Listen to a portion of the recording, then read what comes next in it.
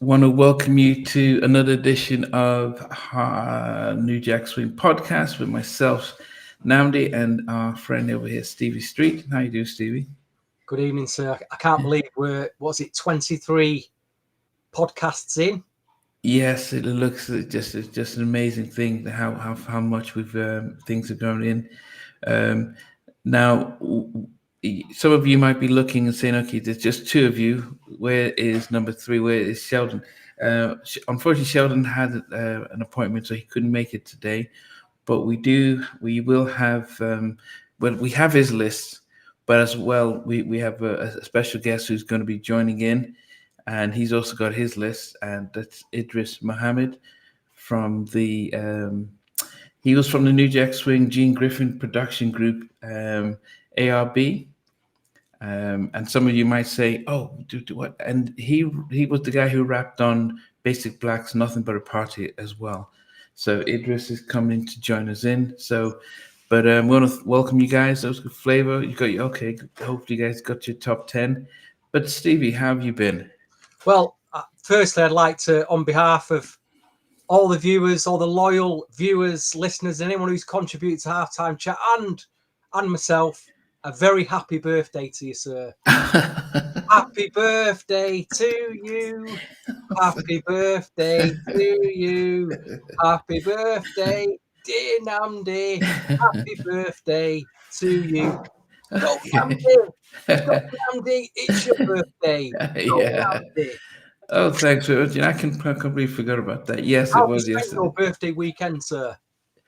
Yeah, it's well good that I'm able to do the show to just to see everyone and stuff. But yes, it was nice and quiet, and yeah, try to relax and stuff. Thanks, Joseph, for the birthday wishes. Have you enjoyed a slice of birthday cake yet? Yes, if not a whole cake itself, but you only do it once a year, so might Well, as well enjoy you're getting a ripe old age now. it. Yeah, it's not easy being in your mid-30s. But anyway, yes, Young as ever. young as ever, yes. But anyway, guys, it is also Grammy weekend. Actually, the Grammys are on now. I think um, these are the sort of the not too popular awards that are being shown. Um, the only thing of note is SZA was nominated for 9 Grammys, and if she wins all 9, she will surpass Michael Jackson's record of winning more than 8 in a single night. She's already won 1, so we're just watching and seeing. But other than that, we'll wait for Idris to join in. But one of the things, guys, we were preparing our top 10 Teddy Riley remixes. I think the slight communication was I compiled my top 10 on remixes that Teddy did that he didn't produce the original track. Um, I think both Sheldon and Stevie did a list of remixes of Teddy. So it'll be interesting to see how the night goes. So people might be wondering, why does mine seem a little bit off compared to theirs? So your That's all right. top 10 is compiled of remixes he did that he didn't produce. That he didn't produce. That they just said, Teddy, here's You the didn't vocals. Can you do communicate the... that to me, but it's no big deal. Hey, Mr. Mac, how you doing? Yeah. So that's the slight communication in there, but it should be a good evening, regardless. What's going on with because Teddy Riley this week has announced some pretty big news, didn't he?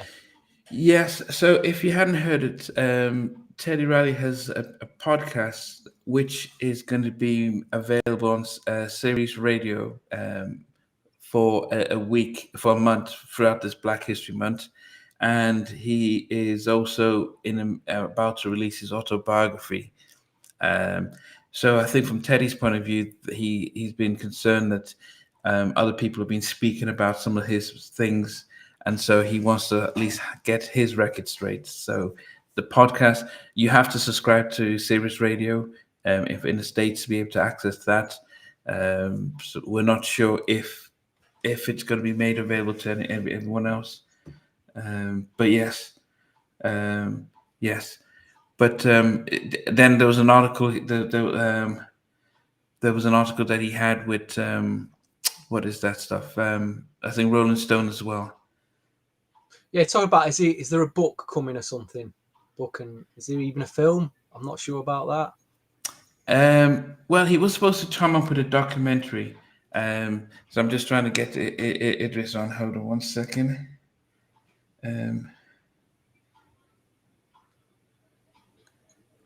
Now the browser. Hold on. I'm trying to get him. This is a live YouTube. Yeah. So I mean, this is the thing. So because we're okay, here he is. Okay. How's it going? Yeah. How's it going, guys? Good Sorry evening. about Yes. that. Okay. Yeah. Can you How hear you me? been? Yeah, we can hear you. We can see you, and All everyone right, else good. can see you. Yeah. Good. I'm sorry. I had a little bit of a technical difficulty. Yes, yeah, that's fine. I mean, so you are live with us. We've got our regular group who are tuned in because Cool. today's our top 10 Teddy Riley remixes. All right. We kind of had two slight different lists because I went for remixes that Teddy didn't produce, and Okay. Stevie and Sheldon kind of went with remixes that Teddy just did. So. Did you have your list together? Oh, I have my list together. I'm good. So Give I him mean, a reintroduction, Namdi. Give him a Yeah, big go ahead. introduction. Yeah, Stevie, introduce him. Yes, we've got Mr. ARB, Atlanta rap band, former Motown, Gene Griffin, signed rapper, New Jack Swinger, Idris Muhammad with us this evening. how's it going? The hard or soft LP from around Right. 1991. And believe me, this guy has got tons of back information, stuff we never really knew about, what was going on behind the scenes of New Jack Swing. Right. So he's going to reveal a few secrets tonight, we hope. Yeah, hopefully. He's now a chef as well, a successful chef. Yeah. I'm pivoting. I'm changing my direction. I've been changing it for a while. I've done it for a while. So yeah, I used all of my contacts in the music industry, and now I'm a culinary consultant. So that's a blessing. I can't complain. Well, it's great to have you. What's up, Big Mike and Dallas King? Welcome. Thank you, guys. One question I got to ask you, though, because I don't think we asked you this last time. What? When was the last time you actually met up with Teddy or was in the same room? Because obviously it's about Teddy Riley tonight. It's been a very, very long time. I actually, so my relationship with him was a little bit different than others, is because I was part of the group that left and went down to, it was Virginia at the time. And it was right around the time, I never forget, it was a Christmas party. I had just signed. And I signed through Redhead Kingpin, and shout out to Redhead Kingpin. And there were rumors that the GR was about to break up. And so at the Christmas party, it was like just rumors. No one said anything. And then I think Gene made the move down to, it was Virginia at first. It was Atlanta at first. And then it was supposed to be, they actually bought a home. There was a home for Teddy had a home, Darren had a home, and Aaron had a home. And they weren't far from each other because Gene showed them to me. And then next thing you know, everything went down, and the Teddy, instead of moving to Atlanta, they moved to VA. And so that's where all the future studios and things of that nature started. So to answer your question, my relationship was on the tail end of that breakup. But I do remember a lot of things that went down in the studio before that and things of that nature. But I didn't get signed. And I got signed about a month or two before the whole breakup, which was pretty interesting. So I was going on the road and things of that nature. I saw everybody, in the concerts and things, but I was signed as a solo artist about a couple of months before the breakup. So I got to see like the breakup and the quote unquote new rebuilding of GR, if you will, because it changed from GR to GEG, which was Griffin Entertainment Group. So GR was obviously Gene and Riley, And then after Teddy left, it was called GEG Productions, which is Griffin Entertainment Group. And he still kept the little Griffins on the as the thing, as the idol, the little mascot. But he changed it. So yeah, so I was on the tail end. So you talked around 1992, maybe? Excuse me? What, around 1992, maybe? No, it was before then. It's because The Black came out, I think, in 91, if my memory serves me correctly. And so I was signed before The Black came out. And so let me set the stage a little bit.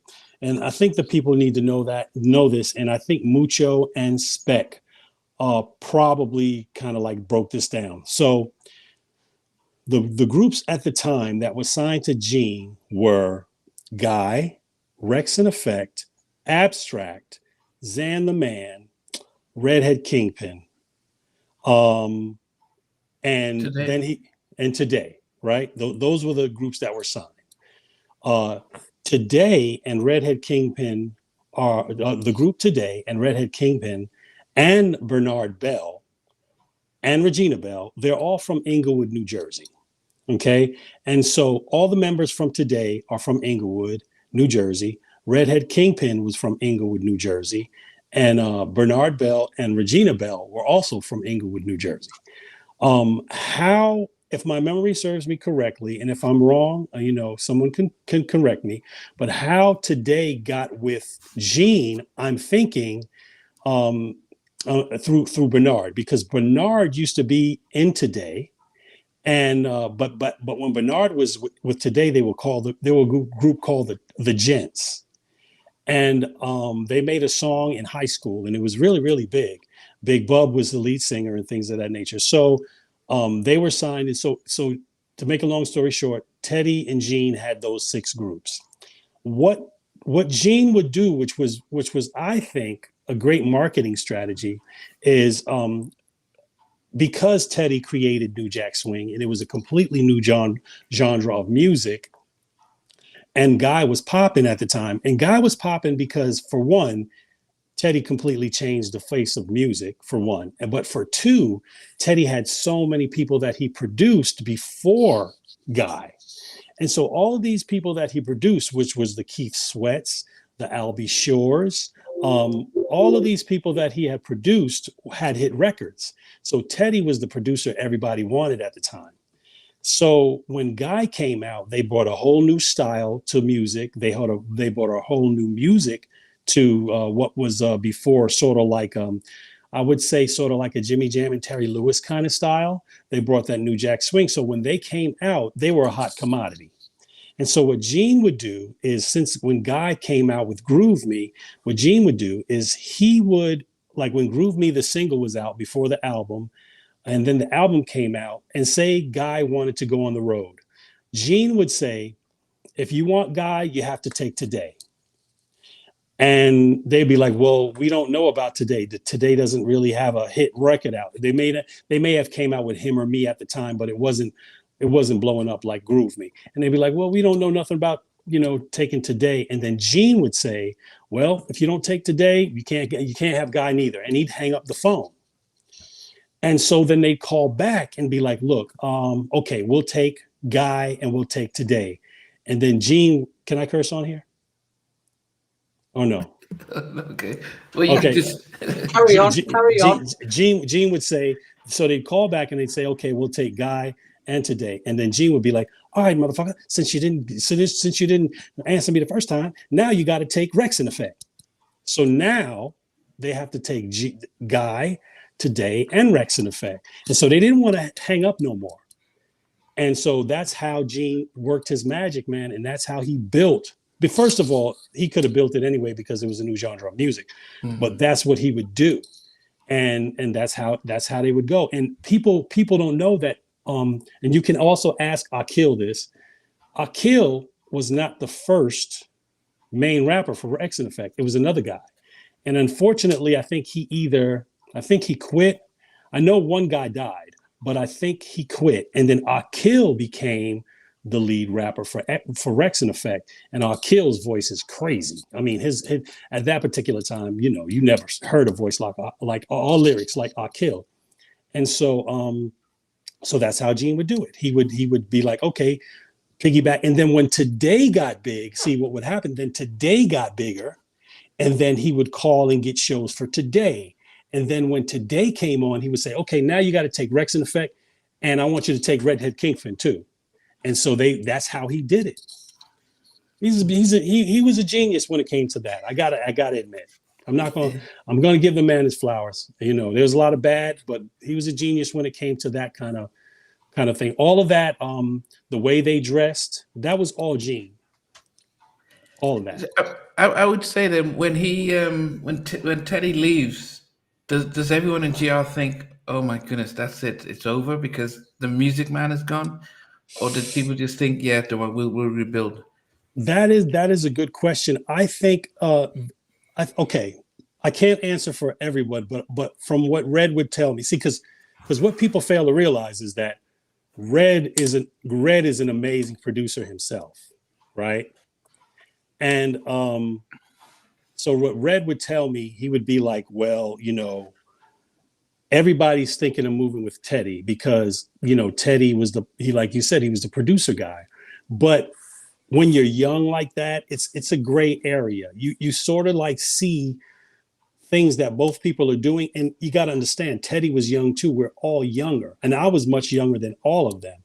And so so you don't really know which way to go. But I do know one thing, that when they left, Today and Red left with him. And because Red could produce, Red was sort of like on his own, like producing also, but Today and Red left with Teddy. And then what happened was all of the people that were signed to GR Productions that hadn't come out yet, they left with Gene because they didn't see a lot of what was going on the in-skirt. So I say that to say this. So like Spec, Mucho, Diesel, KB. All right. So Mucho. So when Diesel, Daryl Adams was signed, he was signed as a solo artist. And so because he was signed as a solo artist, what he was actually signed. So he was never supposed to come out. I'm being honest. So he was signed to block him from going anywhere else. Yes, that's what they used to do back in the days. You know what I'm saying? He sounded so much like Aaron, or even better, and then he wasn't supposed to come out. So he was signed because he was that good. But when Teddy and Guy and those guys started to kind of like get a whiff of what Gene was doing with the money, then they left. What Gene did is he took Daryl, who was Diesel, and he was signed to a solo contract. And then he had Spec, KB, and Mucho, which you guys already know the story, who they were the backup band for Today. And then I was signed with Redhead Kingpin, and he took us all. Then you have people like Artie Hoyle, and because Artie Hoyle also used to play for Today as keyboards. And so you have all of these people that are signed, and he just took us and brought us down to Atlanta and kind of like rebuilt. And so to answer your question, I know it was a long answer, but to answer your question, the people that were there that had already come out, they kind of left with Teddy. And then the other people like us that really didn't know what was happening in the in-works of it. And plus we're young and we're like, yeah, we just want the chance. We just want the chance. We left with Gene. Okay. I mean, we're going to get more of the backstory as we go along. But we have to start with our top 10. Okay. And yeah. So, I mean, Stevie, you've got both yours and Sheldon. So for guys who are just joining in, Sheldon had another appointment, so he couldn't make it in. He has given us his top 10 list. Okay. We've got our special guest, Mr. Idris Muhammad from the New Jack group AERB. But he was part of and he, you know, people might have, if you know Basic Black's Nothing But a Party, I think one of the best New Jack Swing tracks ever. He was the one who did the rap on that as well. So, you know, throughout the evening, he's going to give us some more backstories between, you know, the whole GR production, the the whole thing. But yeah, we're going to start off with our top 10 Teddy Riley remixes. And my list, as I said to those who joined earlier, is remixes that Teddy didn't do the original production. Okay. But, you know, we've got a lot of stuff. So, I can start. I can do my number 10. Okay. And I remember buying this single. I was so excited to see that these guys trusted Teddy with this track. Okay. And it was an amazing track. It was an amazing production. It was something different, but it was Love Is Strong by the Rolling Stones. You're kidding me. I'm not kidding. I bought the single. It was, you know, the whole, because I was excited when the Rolling Stones came back out, and here's his Teddy doing the remix of they gave Teddy the remix, and this one so this was a big deal. The fact that they just came out with their first album, signed to Virgin, multi-billion dollars, and they said, Teddy, can you do the remix of our very first track? And yeah, so that's, as I said, my list is of remixes that Teddy didn't produce the original track. Okay. Yeah, you know, it was a big deal, and Teddy probably got paid a lot of money from Virgin to do that remix, but that was a terrible remix. We're talking about favorites now. We're talking about favorites. I'm not sitting on the fence here, so but yeah, we're well, talking about favorites. Listen, if you like it, fair play to you, Nandi. Nandi, now I'm gonna go look that one up and just listen to it because I gotta check it out. yeah. No, I remember Sprague talking about how it was a big deal when they got called to do the stuff. Unfortunately, Mick Jagger didn't come down to Future Studios, so they just used the right. They just now, used the vocals and stuff. Sprague is a big pivotal part of GR and GEG Productions. He's like one of those stealths, like a silent person that, you know, he did a lot, but you don't really know about it. Sprague Doogie. My guy. Yeah. So what about yourself, Idris? What will make your number 10 of the Teddy Riley remix? Okay, so does it have to be a remix? Well, we did the main production last week. Okay, you did production. Okay, so it my number 10, and I'm gonna say this because there's a story behind it, right? So my number 10 would be the remix of Jane Child. At number 10. Yeah, and I'm gonna tell you why. Is because it's bittersweet, and I'm gonna tell you why. Because what happened was when Teddy first came out, right?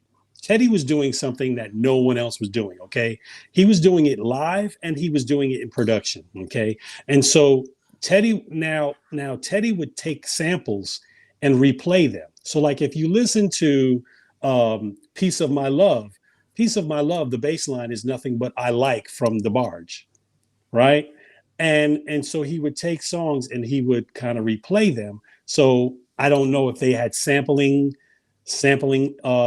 rules back then, so he would replay them. So what was happening was when Teddy first came out with New Jack Swing, a lot of people was trying to bite the New Jack Swing sound, but they couldn't do it is because Teddy had different sounds than everybody else's because Teddy used to stack his drums. No one was doing that. So what I mean by stacking his drums is he would take a snare and then let's just say he would take a bottle, not a bottle can or the bottom of a bottle, and he'd hit it on a table and he'd make that sound and he'd put that sound with the snare and then he'd stack another sound and put it with the snare. And so he would make sounds. And so no one had his sounds and no one had his rhythm of his Jack Swing rhythm because obviously he created it, right? So when he started to notice that people were kind of like trying to do New Jack Swingish stuff, he completely changed his style. And Jane Child, Don't Want to Fall in Love, is one of those remixes where he changed his style. He changed it from the swing style to a different swing style, which was Impeach the President. Impeach the President is a sample that everybody uses.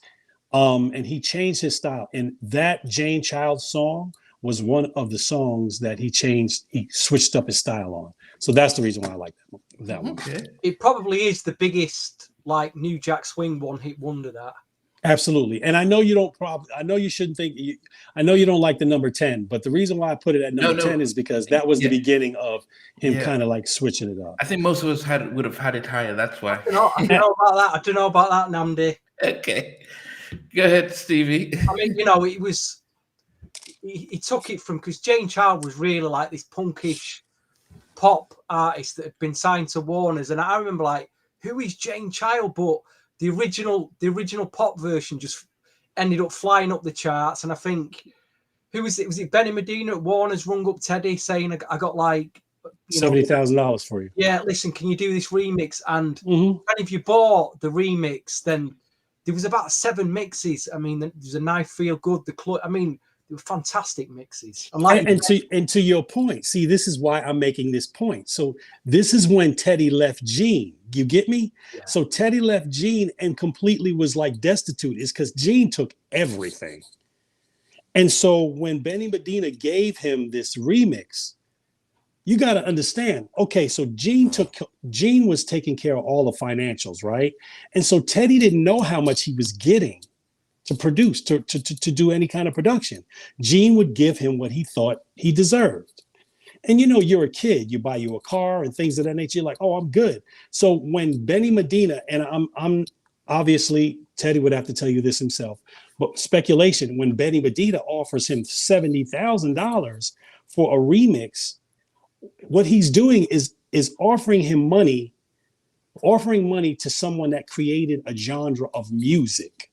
So now Teddy probably feels like he's getting his worth, when before he was maybe getting maybe $4,000 or $5,000. And so for me, that's big, is because that in retrospect kind of like blew him up to a point where he's like, yo, you know, I've been missing all of this money. And obviously, again, you know, you'd have to speak to Teddy, but I'm saying from perspective of what I would think, I'm getting all this money when how much was I getting before?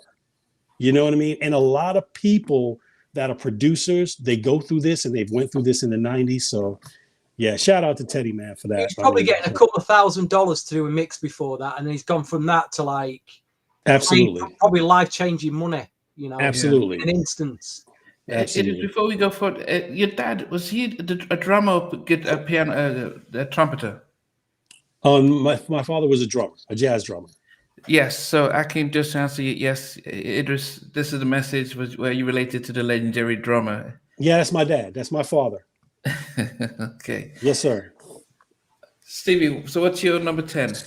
You know what? I'm not messing about tonight. This ain't about songs. This is about, for me, Teddy Riley Mixes, what he did with the remix. Like I say, like I just was saying, the sounds are used. You know, if you get, I know some of you listening tonight will be deep into your New Jack Swing. You know, there'll be some collectors out there that like dub mixes. I like New Jack Swing, a 6-minute Teddy Riley dub. And it's a bit geeky, that, ain't it? But that's Teddy in his studio, probably at 2-3 in the morning. Right. You know, really going for it. He's probably hungry at that time. But anyway, at number 10, I start things off with Hammer, Pumps and a Bump. Not the mix that Hammer's rapping on. It's called Teddy's Bump Mix. Bump, Teddy Bump. And it's just Teddy for six minutes on his vocoder going over a zap groove. And it's just a killer mix, an absolute killer mix. Okay. The new jackers will know about this. Yeah, they know. He took Hammer out, got on his vocoder, and just, it was a magical mix for about 6 minutes. Okay. I'm not messing about tonight, guys. Okay, I see you. I see you. All right. Okay. You know, no Rolling Stones nonsense. He's obviously very busy with that role. When he got that Rolling Stones, he was working on his solo album. He probably passed that off to somebody else to remix. We're not messing. These are probably so. The proper mixes. Okay. Sheldon's number 10. The thing is, he's given me about 12, so it's gonna feel a bit strange as we go down. But his number 10 is Him or Me remixed by Today, which was a great extended mix. It's a great track anyway. But any of you got that Motown 12? Good mix, that solid mix. Okay, that's fair. My number 9 is a good, and I will say it's a remix because he didn't do the original one. It's Right Here, Human Nature remix. Hold on a minute. You're complaining to him to putting Jane Child at number 10. Yeah, You put because I actually, number 9. it's like even lucky to make my top 10. Oh, you're killing me. You know why? Because I know stories behind all those things. So, but okay, if you like it, I love it.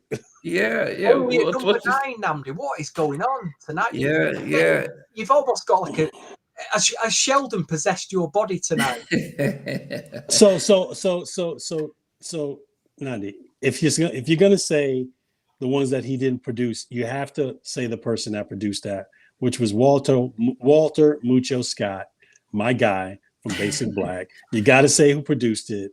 I was talking about because it was originally written by Brian Alexander Morgan. So then he did they did the whole remake of the stuff as opposed to let me come up with the concept myself. So when on my list would be stuff that Teddy didn't.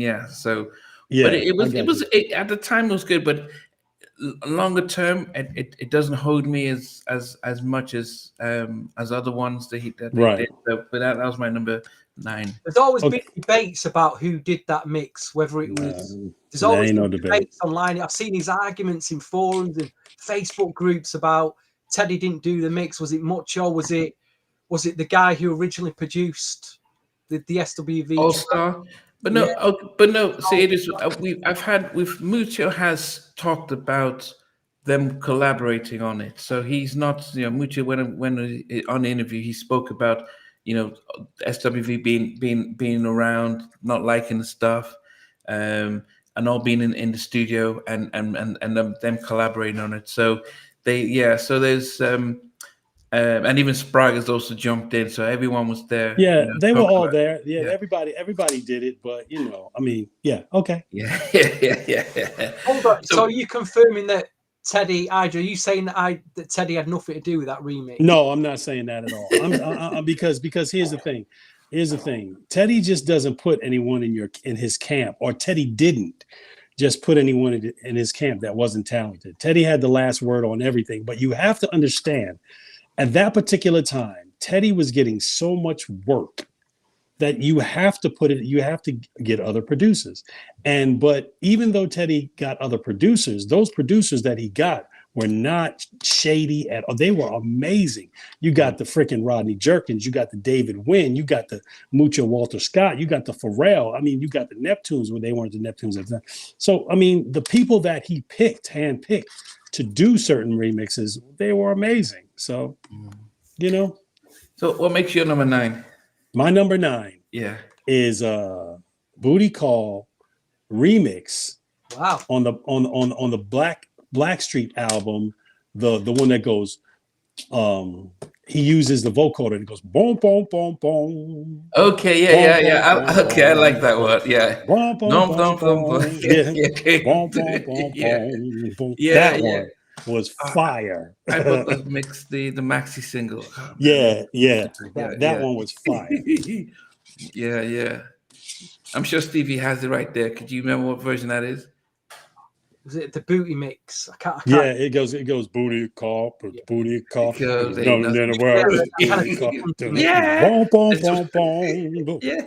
think that sounds like Tony with Yeah. It's amazing. Yeah. Okay. Stevie, what makes your number 9? I had it quite high up.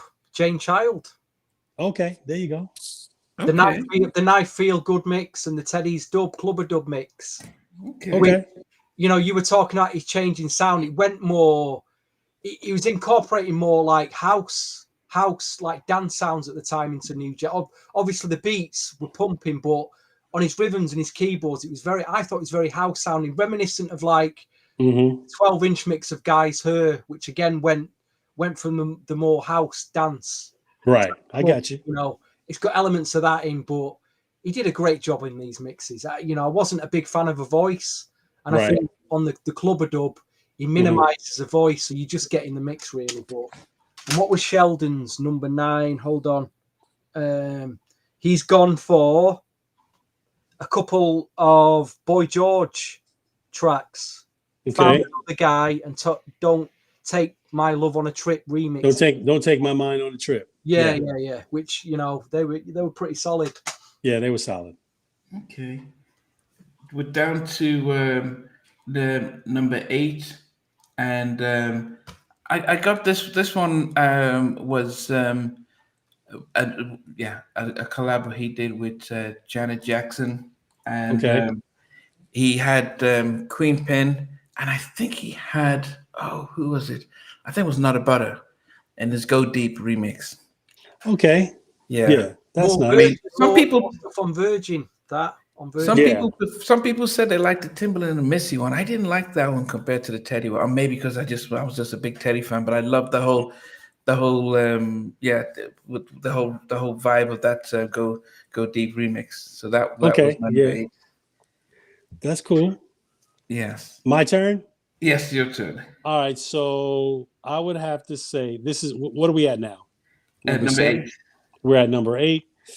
Okay, I would have to say the what is this remix? It was on the tip of my tongue. The Girl I Got My Eyes on You remix from Today. Ooh, that's a big one. Yeah. Extended mix. The extended mix. Yeah.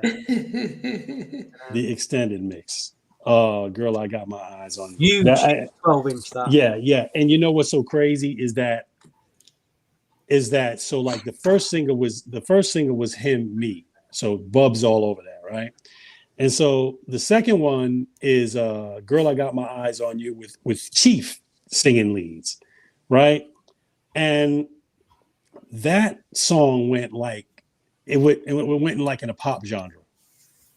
You know what I mean? Because Chief has that falsetto. And like the beginning, what Teddy used to like to do, and he did this with another song, which is on my list also. He'd have all of these sounds and stuff like that, and all of these we used to call them back then. We used to call them vants because we didn't have a name for them. It's because Teddy created this sound. So what he would do, they were orchestra hits, and they would go vant, vant, vant, vant, vant, vant, vant, vant, and so on Girl I Got My Eyes on You, it starts like van, van, van, van, van, van, van, doom, doom, doom, ba-doom, ba-doom, boom, doom, doom, doom, ba-doom, ba-doom, boom, doom, doom, doom, ba-doom, ba-doom, boom, doom, doom, van, van, van, van, boom, doom, doom, doom. Then the cowbells are coming. Oh, it's crazy. Crazy. And so so that's my number 8. Shout out to Today. Shout out to Chief West Love and Bub. Shout out. Yeah, Stevie, what about you? There was many remixes of Blackstreet's Baby Be Mine issued at the time. My favorite remix was if you was in the UK at the time, MCA issued 2 12-inch singles. There was a black cover and there was a white cover, and on the white cover on the B side, it was the radio remix, and it wasn't long. It was about 3 minutes long, and it sampled the whole music and melody was from Robbie Neville's "C'est La Vie." Some of you may remember that mix. Yeah, nice one. And it was completely different. Nice one. Completely different to the CB4 mix. Yeah, nice one. The 6-minute bounce mixes that came out with the Zap sample, but it was a brilliant radio mix, and I think it only came out on that 12-inch and also some of the US promo 12s. Yeah, that's a nice one. CD. I think I've got one of them long 9 mixes CD singles, which cost a lot of money. It's on one of them. Fantastic mix, an absolute amazing mix. Okay. Sheldon's number, what are we on, 7 yet? 8 or 7? Number 7, yeah. Right, he's gone for Cool Mo D, They Want Money remix again. Okay. Which I've got a track back from last week, because I kind of said on last week's podcast that I didn't feel Cool Mo D did a killer. I thought he did solid tracks, but no killer Teddy Riley tracks. I'm taking that back, and I'm going to say They Want Money. That is, I've listened to that this week. It's a killer track. That there's no messing about. That is a killer track. Okay, that's cool. Yeah. So my number 7 is No Diggity Billie Jean remix. Okay. And actually, it was bit, because I remember the first time I think I heard it was when they did their concert, and just watching. Yeah, I went when they came to. I was in Milwaukee then. That was the New Edition, Okay. and all of a sudden they just did Billie Jean, and I was like, what the. I love the whole Billie Jean No Diggity, the whole interpretation of that. I wish they actually released that version as well. That is a good version. Yeah. Okay, So cool. That's my number 7. All right, my number 7 is. I go now. My number 7. Yes. You're All right, too keen, Idris. You're too keen. my number 7. See, I'm going with Teddy has changed with the times, right? So I'm going. My number 7 is again Booty Call, but the KC and the Sunshine Band remix, right? And I'm gonna tell you, you know the one that goes, do. Yeah, I remember that. Yeah, Ain't no fall like a booty call. Right. And the reason why I'm going with that one is because at that time there was this group called the Whoop There It Is, Whoop There It Is. Those kind of, and then the Ghost Town DJs. It was all about like Miami bass kind of like style. And so Teddy completely switched his style up with that one. So I'm gonna go with that one for my number 7. Surprise, very surprising there.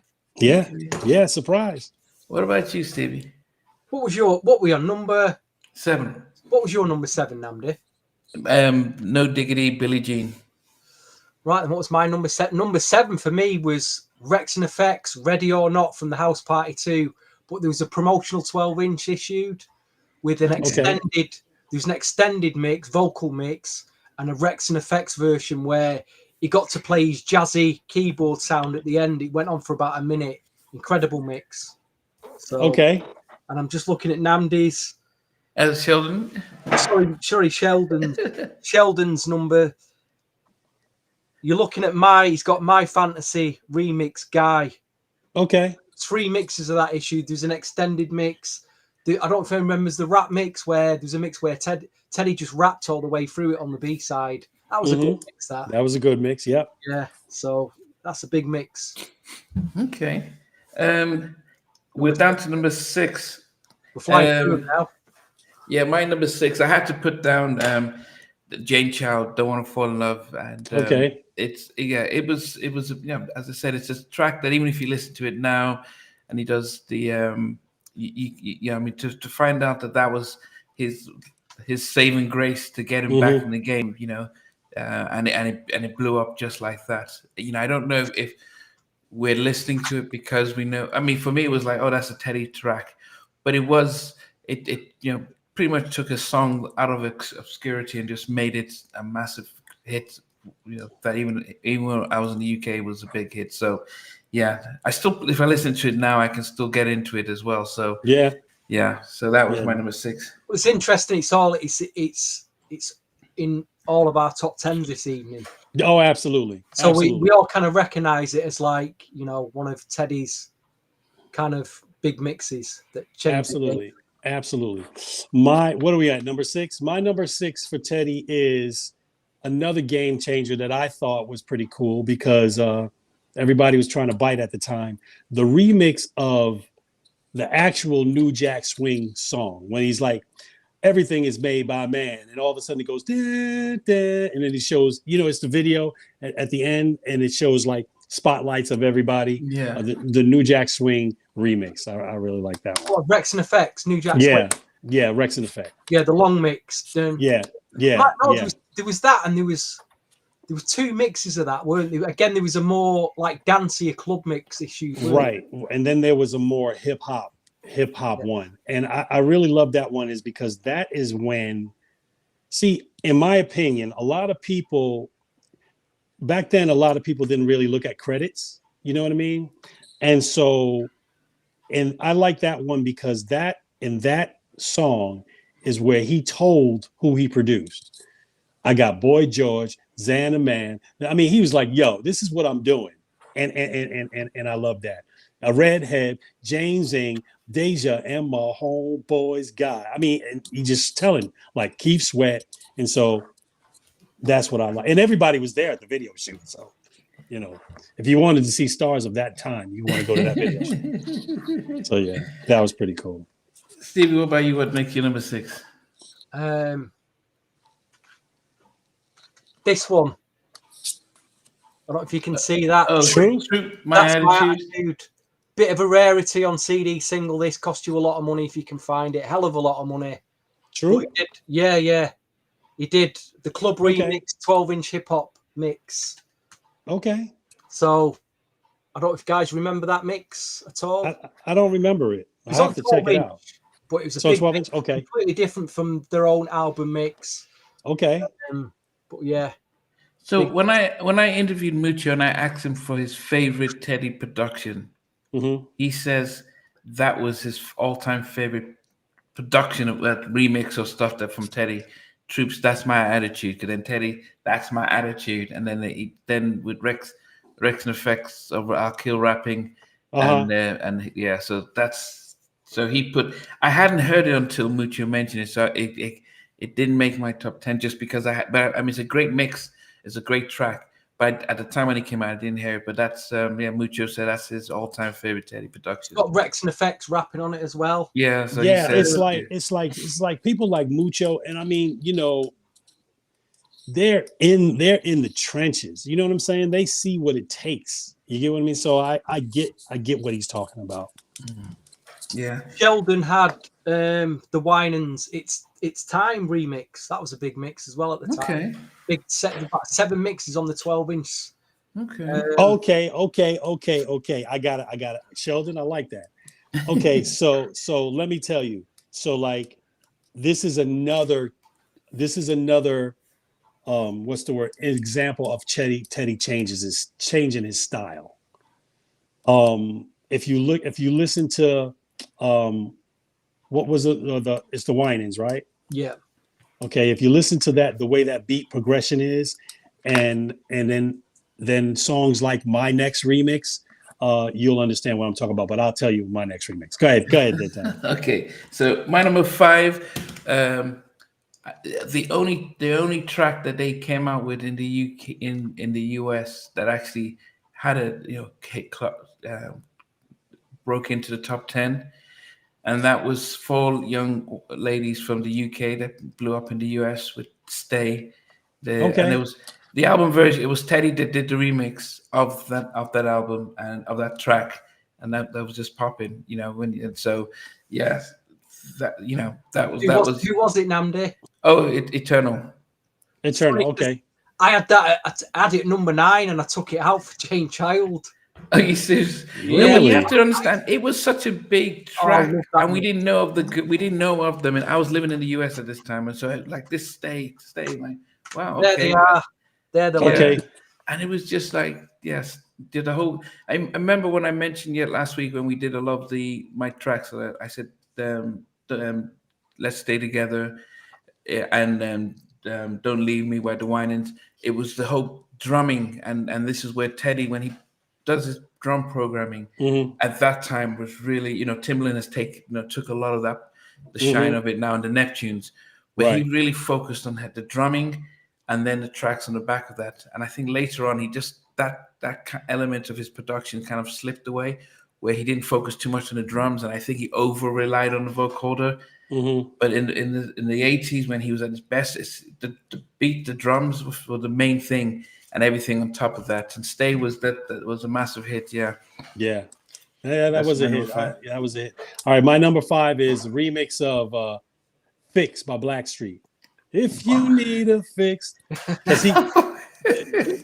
Well, are you just making them up? Are you just picking something? Oh, I'm not making them up. I'm not making. There's a video out, and Old Dirty Bastards in it, I think. Yeah. He uses like a rock sample. I was disappointed with that one. I was thought, really? Man, even the original version was a little bit.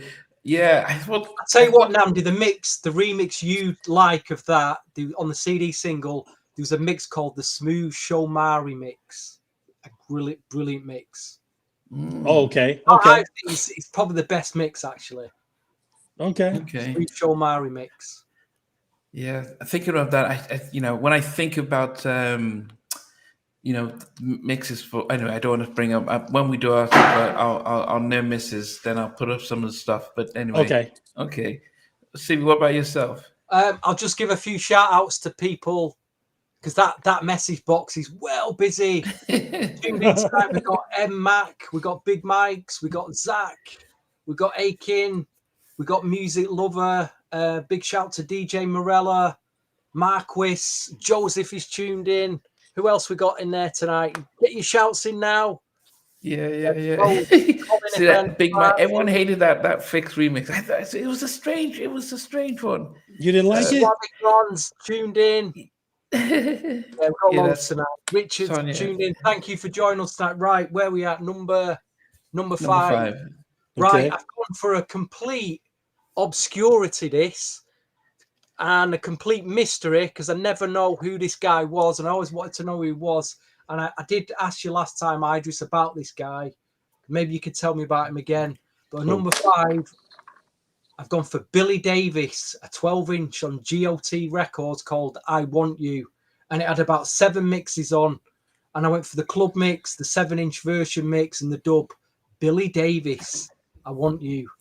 Yeah, I think, I heard that one guy, that one song, and I never heard anything else from him. So I don't have any information on Mr. Billy Davis. Did you ever meet with Billy Davis? Did you know who he was? Or The name sounds familiar, but I can't say it.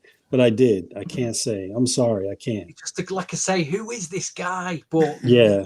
there is currently a CD single online for a crazy price of $350. Wow. Okay. Well, you could probably get the 12-inch for about $10 shipped to your house. But there you go. I promise you, it's a brilliant record. Okay. It's absolutely brilliant. Right, and we've got Sheldon's. I'm getting a bit confused here because he lists loads. Right, so after the Winans, he's got Wanna Get With You remix, Teddy's Jam remix, and you have Guy, so I'm going to link them 2 mixes together. Okay. Plus it's 12, so I'm going to link one more mix with that. And he's also listed Soul to Soul Keep On Moving remix, which I was never a big fan of that mix. Because that track didn't need a remix, and I don't think his remix even made it. You wouldn't even notice the difference. I think that was. Oh, there was a big difference. There was a big difference in that. Yeah, I don't know. I mean, if I listen, I would. I'm not convinced he did that mix because the loop goes out of time. If you listen to it, it's like, and you're like, whoa, it's going out of time, this mix. Yeah, sort of like my whole ARB album out of time is going out of time. Oh, Teddy's not done that. There's no way. No, he didn't do that. Do that mix. Surely. that whole album was mixed improperly. But anyway, go ahead, Nando. Yeah, so my number 4. It's hard because, as I said, number 4 already. Went for number 4 already. I went for tracks, guys, that Teddy Riley didn't do the original production. Mm-hmm. But it was hard for me to leave out the fact that I was a big fan of. Well, somebody has just beat me to it. The remake of Joy, the Keith Murray remix with the Most Beautiful Girl in the Air. Uptown Joy mix. Is what? Uptown Joy mix. Yeah, Uptown Joy mix. I mean, I just that's that. I love that version, that remix. I think that was one of my favorite mixes or remixes. Yeah, that's Joy. Yeah, everybody knows that was originally for Michael. Yeah, I think he should have done that and removed Heal the World from that album. I mean, he should have kept that. And okay. So what are we on? What are we on? Number 4 now? All right, my number 4 is the I Like remix. I Like remix. You know what? Here's the sounds of Guy. I like it. Have you ever heard that one? No. I thought what? I didn't like it. I'll be honest. You didn't? Oh, didn't work for me, that mix. Okay, so the album mix amazing though. Album mix amazing. I loved it. I guess because it's kind of like, for me, it was sort of like the Girl I Got My Eyes on You remix, right?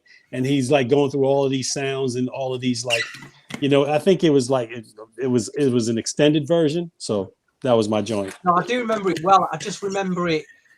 It just sounds. I don't think as a mix, it survived the test of time. I just thought it was battery sounding. It was like you know, it could have done with an edit. There's bits about that mix you could take out now and make a better mix of. But you probably could, but that, you know, that was a time. I'm not a remix producer, and it's not fair, you know.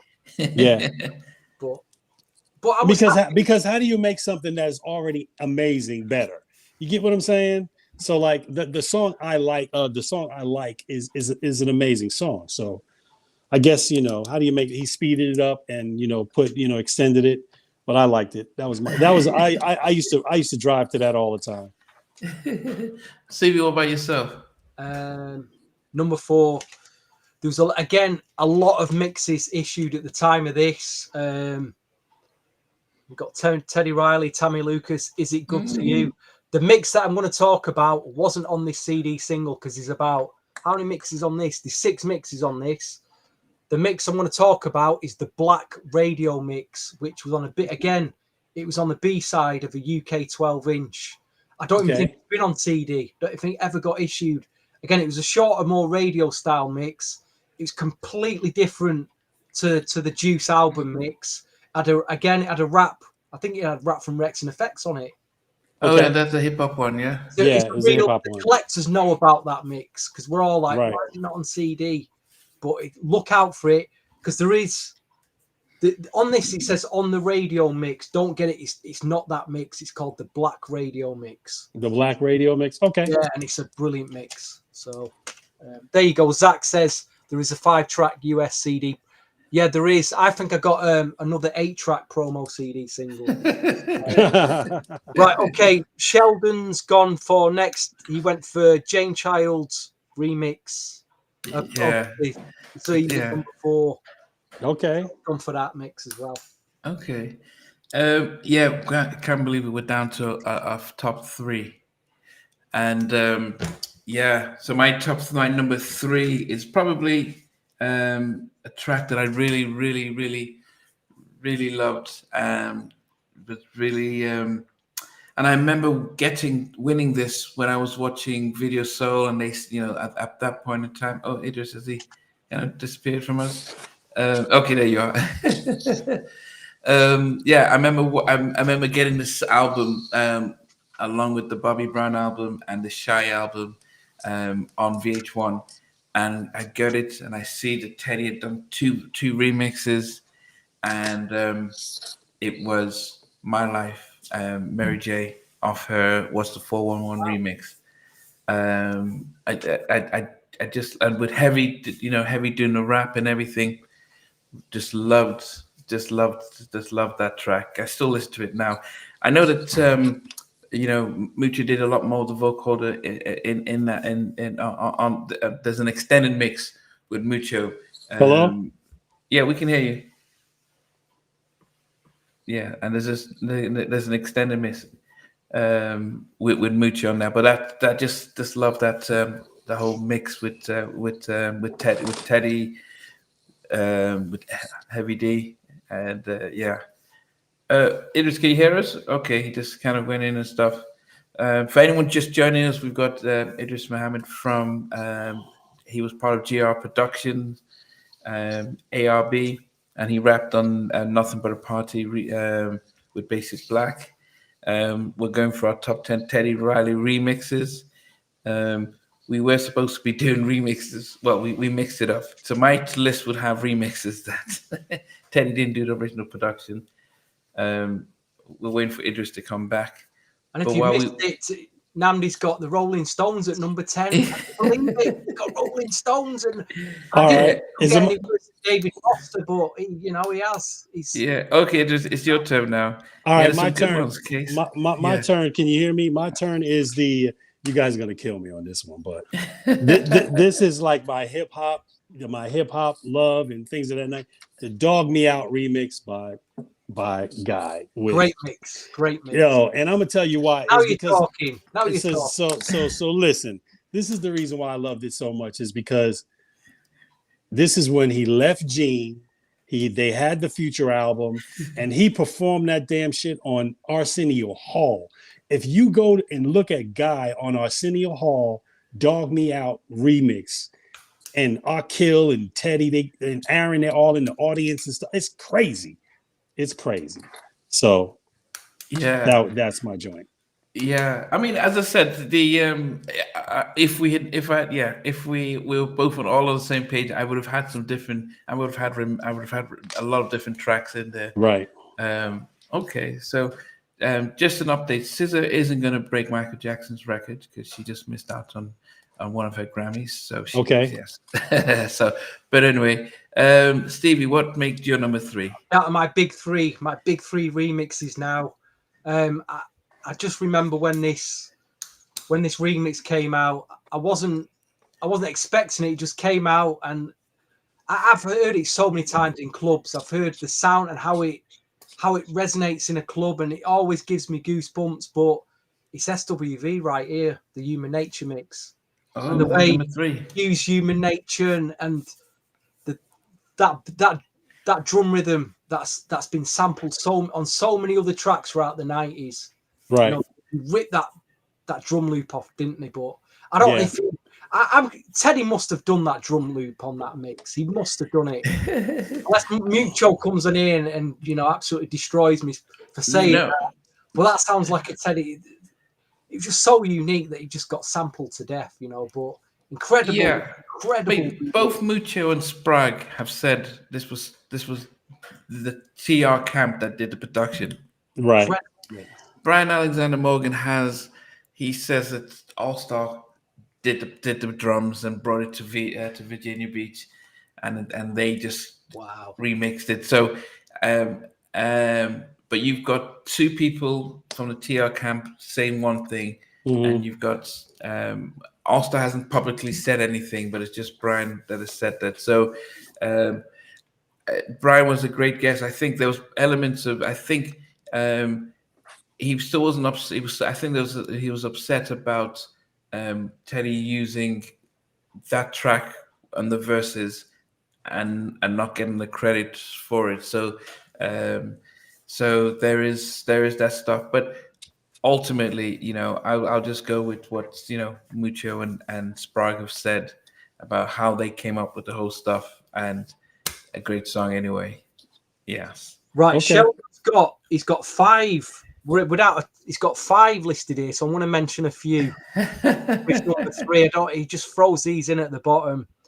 Mary J. Blige remix of My Love, and then he's got Wanna Get With You, Guy, and then he's got James Ingram extended mix of Love Come Down. Okay. It's got to be It's Real. It has to be It's Real. But I'll stop there because he's got a few there. Okay. I know he's got a few there, but so my number 2, as I said, guys, I mean, there's some people. There's some other tracks I wish I could have done if I did a different list. But my number 2 is I Get So Lonely, Janet Jackson featuring Blackstreet. It's that's my number 2. wow. Okay.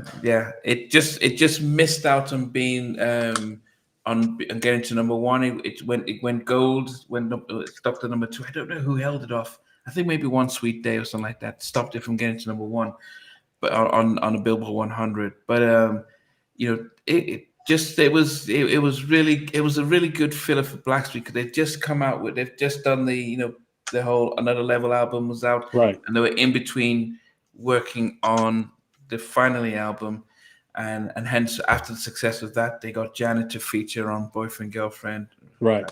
that track. But such a massive track, with as I said, unfortunately Teddy used it on verses, and Babyface says, "Hey, wasn't that Jimmy and Terry's track?" I wish I could have been Teddy's umpire, a coach in that verses, because he could have beaten Babyface easily with his bangers anyway. But it's nothing taken away from as a remix package compared to the original. It was one of the best I've heard, and it was a big track. Okay, that's cool. Mine is the Human Nature remix, and my number 2, and I'm going to tell you why. My first of all, I was in England when the Thriller album came out. All right, I was in England, living in England, and everybody was getting around the television when the actual Michael Jackson Thriller album was coming out. I mean, everybody, not the album, the video, it was everywhere. And next thing you know, the album comes out and I hear Human Nature. My brother used to love to sing Human Nature. But when I started to find out that Human Nature was written by the guy from Toto, the group Toto. Yeah. And I also found out that he wrote it about his daughter. That song was for his daughter. And how it could go from that to SWV was amazing for me, because you have to understand, back then they weren't allowing a lot of samples from Michael Jackson. They weren't allowing that. So like when he got to do it, or when Teddy's camp got to do it, that was crazy within itself. That was like, because no one was allowed to sample Michael Jackson like that. He just wasn't, people weren't given permission. And so that for me was great, because that also, if you remember, rebuilt SWV's career. You get what I mean? So, I mean, and not saying it was going anyway, but that remix kind of like put him back on the map. And still today, you have people like Chris Brown using it. You get what I mean? So that was my number 2. Yeah. Just to answer you, the question here, All This Love by Patti LaBelle actually was an original production, even though it was a remake of the Babyface, of the Elder Barge, the Barge, but it was the original production. He did, when he did All This Love, and he did This World Is All. Yeah. Okay. So yeah, Human Nature remix. Yeah, I think it just it was big when I started, but it eventually got. It's not one that I can continue to listen to now. Okay. That's why it made my number 9. Heard. Stevie, hold on a minute, Nam. You telling me you listen more to the Rolling Stones remix than you do the? Hey, but that's my Rolling Stones is number 10. So, so what about you, Steve? What's number 2? Number 2, I tied 2 guy remixes together because they were huge. The Dog Me Out mixes, which were just incredible. They were just I think as well, when you go back to that Arsenio Hall, I think Guy were at the peak of their powers then. Oh, crazy. Yeah. Just absolutely at the peak. It didn't get any better than that, I thought. When you look back now and you think, gosh, man.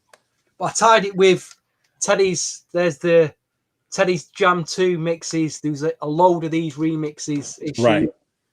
Again, this is quite a collectible promotional CD single if you can get hold of it. But they're in the extended Teddy's Rubber Dub remixes. Oh, just the heaven. They are New Jackson in heaven, these mixes. So, and we'll go to Sheldon's number 2 again. He's listed loads of tracks, but he's got, I don't know, he's got Heavy D and the Boys. We Got Our Own Thing. Okay. And then I'll leave. He's got 2 left. I'll leave it because I'm not sure which is his number 1, but I'll leave it for the next one. Okay. So what we do is what we normally do now. We kind of recount our top 10, but then we also actually go from 20 down to 2. So if there were, you don't have to go for 20, but you may have songs that you would have put in but didn't make your top 10. Honorable mentions. I hope you remembered mine, because I didn't write them down. It's fine. But anyway, I'm starting off. So here's my tracks that I wish I could have put in here, and mind you guys, these were my tracks I wish I could have put in here. Is there was Baby Doll that he did for Tony. Okay. Do You Like What You See? A track that he Samuel. did for Samuel, yes. A friend of mine, he did for Club Nouveau, the production on there. Actually, I don't know how many guys remember his remix from In Sync, Bye Bye Bye. No, I don't remember that one. Yeah, it was really pretty. I like that one. It was, yeah. I felt at that time, and again going back to the Janet Jackson, I Get Lonely. I feel he changed. He was too influenced by Timbaland, as a lot were in the late 90s, because it was like that scatter beats, slowed down scatter beats, and you're hearing that on a lot of his late 90s remixes. I thought.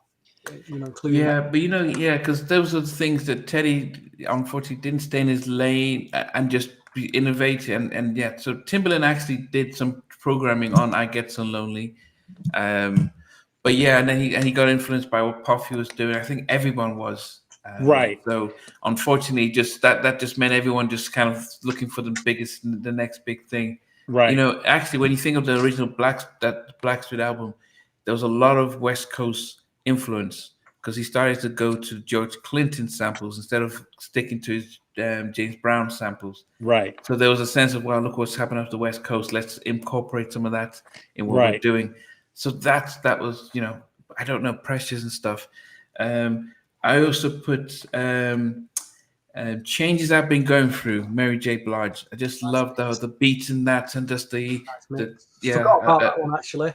Yeah, that was a big one. Stand by Your Man with Tammy Lucas singing the hook for LL Cool J. It was, and it felt strange because he was there giving Kumo his biggest hits, like Death Blow and all that stuff against LL Cool J, and now he comes and works with LL on Stand By Your Man remix, and I can't forget the Remember the Time remixes. There was one, I can't remember which version of this remix was. But as Teddy says, I remember when we fell in love. Mm-hmm. We fell in love. And I'm listening to it, I'm thinking, I wish that was the original version. Right. And I think I wish that they had allowed Teddy to just have done New Jack on those tracks and not make it too mechanical and too safe, because I just loved the remix of that. And finally, I don't know if anyone remembers, there was another English, she's Irish.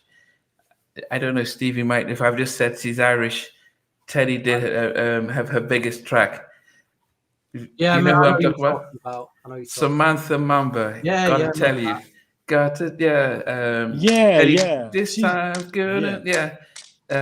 Yes, he did. Oh God, yeah, gotta tell you, and actually, it was very similar to the Go Deep type of remix, but but there was like this girl over there just said, "Got it." That was actually a really good. It came out in the 2000s. So Colin, you weren't a big fan of that, Colin, but it was. As I said to you guys, anything Teddy came out with, I bought, regardless of how good or bad it was. Yeah. So listen, during that time, he was collecting the bag. Oh, absolutely. He was getting money paid for, but he was coming up with some big stuff. So yeah, so those were my sort of honorable mentions and stuff like that. But my number one, all-time number one. Hold on, you need to count down from 10 to 1, 10 to 2. Now. Oh yeah, sorry. Yeah, thanks for that. So number 10, Love Is Strong, Rolling Stones. This was a big deal. This was a big deal when Rolling Stones came out with their brand new album. They got $100 million from Virgin Records to come out with a new album. Their first single was Love Is Strong. Virgin went to Teddy Riley to do a remix of their first single. So that was a massive deal. So that was my number 10. I was like, I remember buying the CD. Number 9 for me was Right Here, Human Nature remix. Number 8 was Go Deep, Janet Jackson featuring Teddy Riley and Queen Pin and Another Butter. Number 7 was Don't Want to Fall in Love, Jane Child. Number 6 was Stay. Stay by Eternal. Number 7 was Billie Jean remix, Blackstreet. Number 5 was Stay. Sorry, I've already said number 5 was Stay. Number 3 was My Life, Mary J. Blige. And my number 2 was I Get So Lonely, Janet and Blackstreet. And my ultimate... Number 1, what we got for number 1? Ultimate remix from Teddy Riley that he didn't produce. I'm So Into You, featuring Rex and Effect. Check 1, check 2. I'm So Into You. Oh goodness, that is.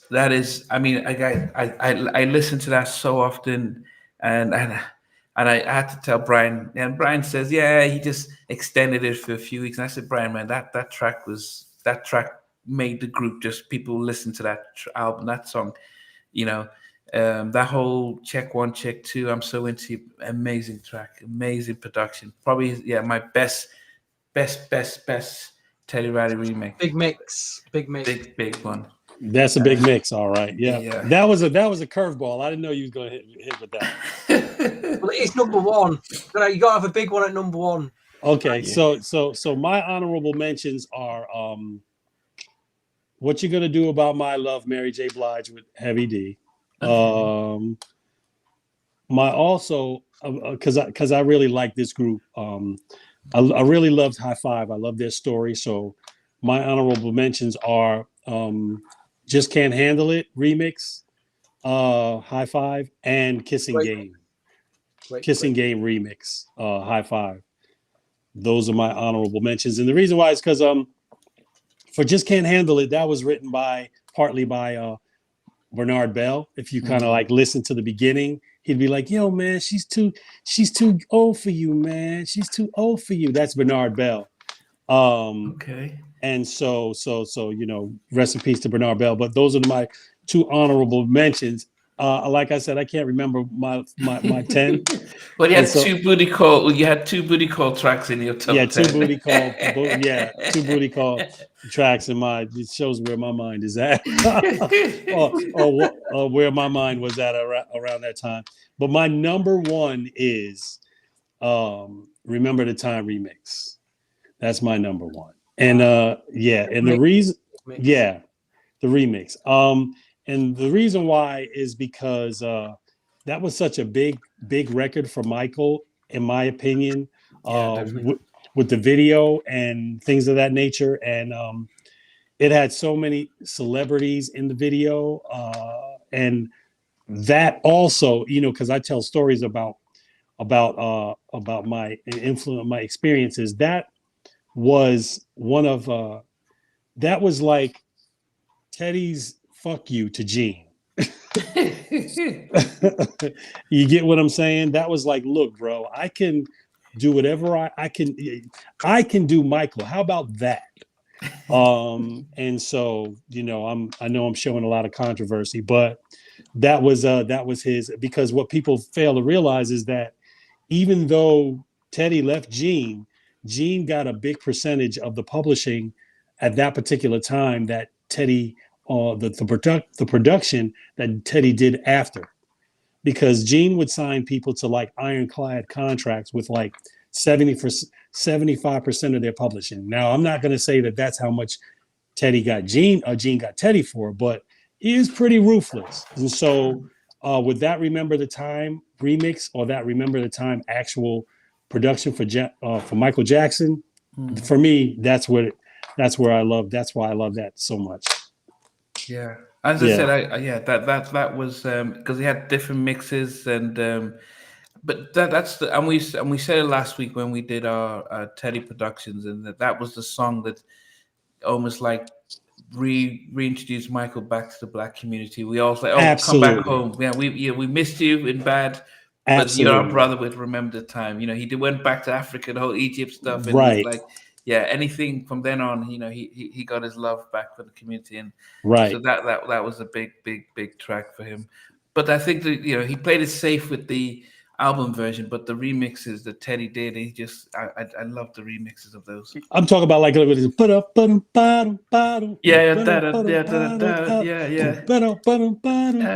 You know what I'm saying? So yeah, that's what I'm talking about. Killing it. See, you got to be in the studio. I mean, these guys, when they're in the studio, their heads are nodding like this, and then they have that look on their face like something stunk. Like it's just crazy, man. It's crazy. Yeah, Teddy at his best. Listening to the remixes and stuff is one thing, but seeing them work is completely different. You know what I mean? Seeing these guys work and the work that they do and the time they put in is completely different. You would have much more respect for these remixes and these songs when you see the work they put in. You know what I mean? So I was blessed enough to see a lot of that stuff. So that's a blessing. Wow. Stevie. Yeah, because like you say, it's before laptops, because all producers are doing now are sat on laptops making 2.5-minute tracks on a the same trickly trap drum sounds, which I'm bored. Right. Right. And I just got to say one thing, Steve. When I was saying earlier that, Teddy changed the game for music, he also changed the game when it came to touring. You got to understand, Teddy was the first producer or the first musician to bring a drum machine on tour.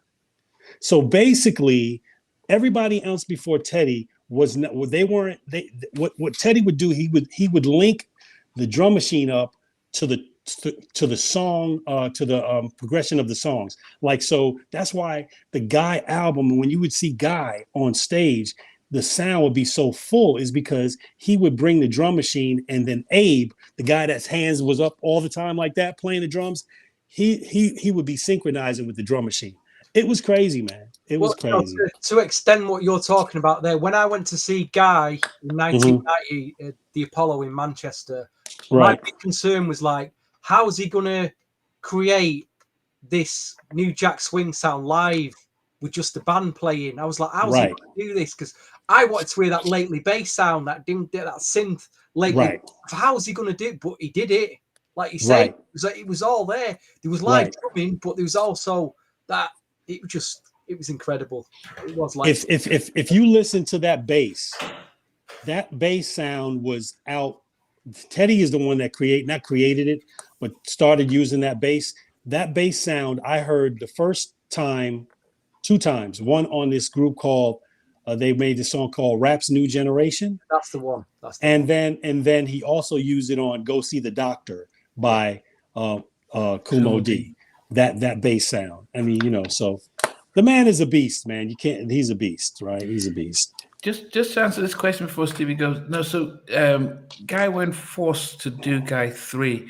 MCA approached them, and Teddy had just been, Guy had just been, so Blackstreet had just been dropped by Interscope, and so there was an opportunity to go to MCA, Universal, to do the Guy 3 album. The issue was that they just weren't in the right space, and half of the tracks were from 911. Yeah. Spend Time with You from 911. Have you heard Diesel's version? Yeah, I did, and that's it's crazy. But that was that, and I think Misery. Misery. There was They were both 911. They were both 911 tracks. Now Basic Black actually had a song called No More Mr. Nice Guy that was pretty cool. That had a great remix. But yeah, those songs were 911 songs. Those 2 at least were 911 songs. I don't know about the other ones, but those were definitely. Stevie.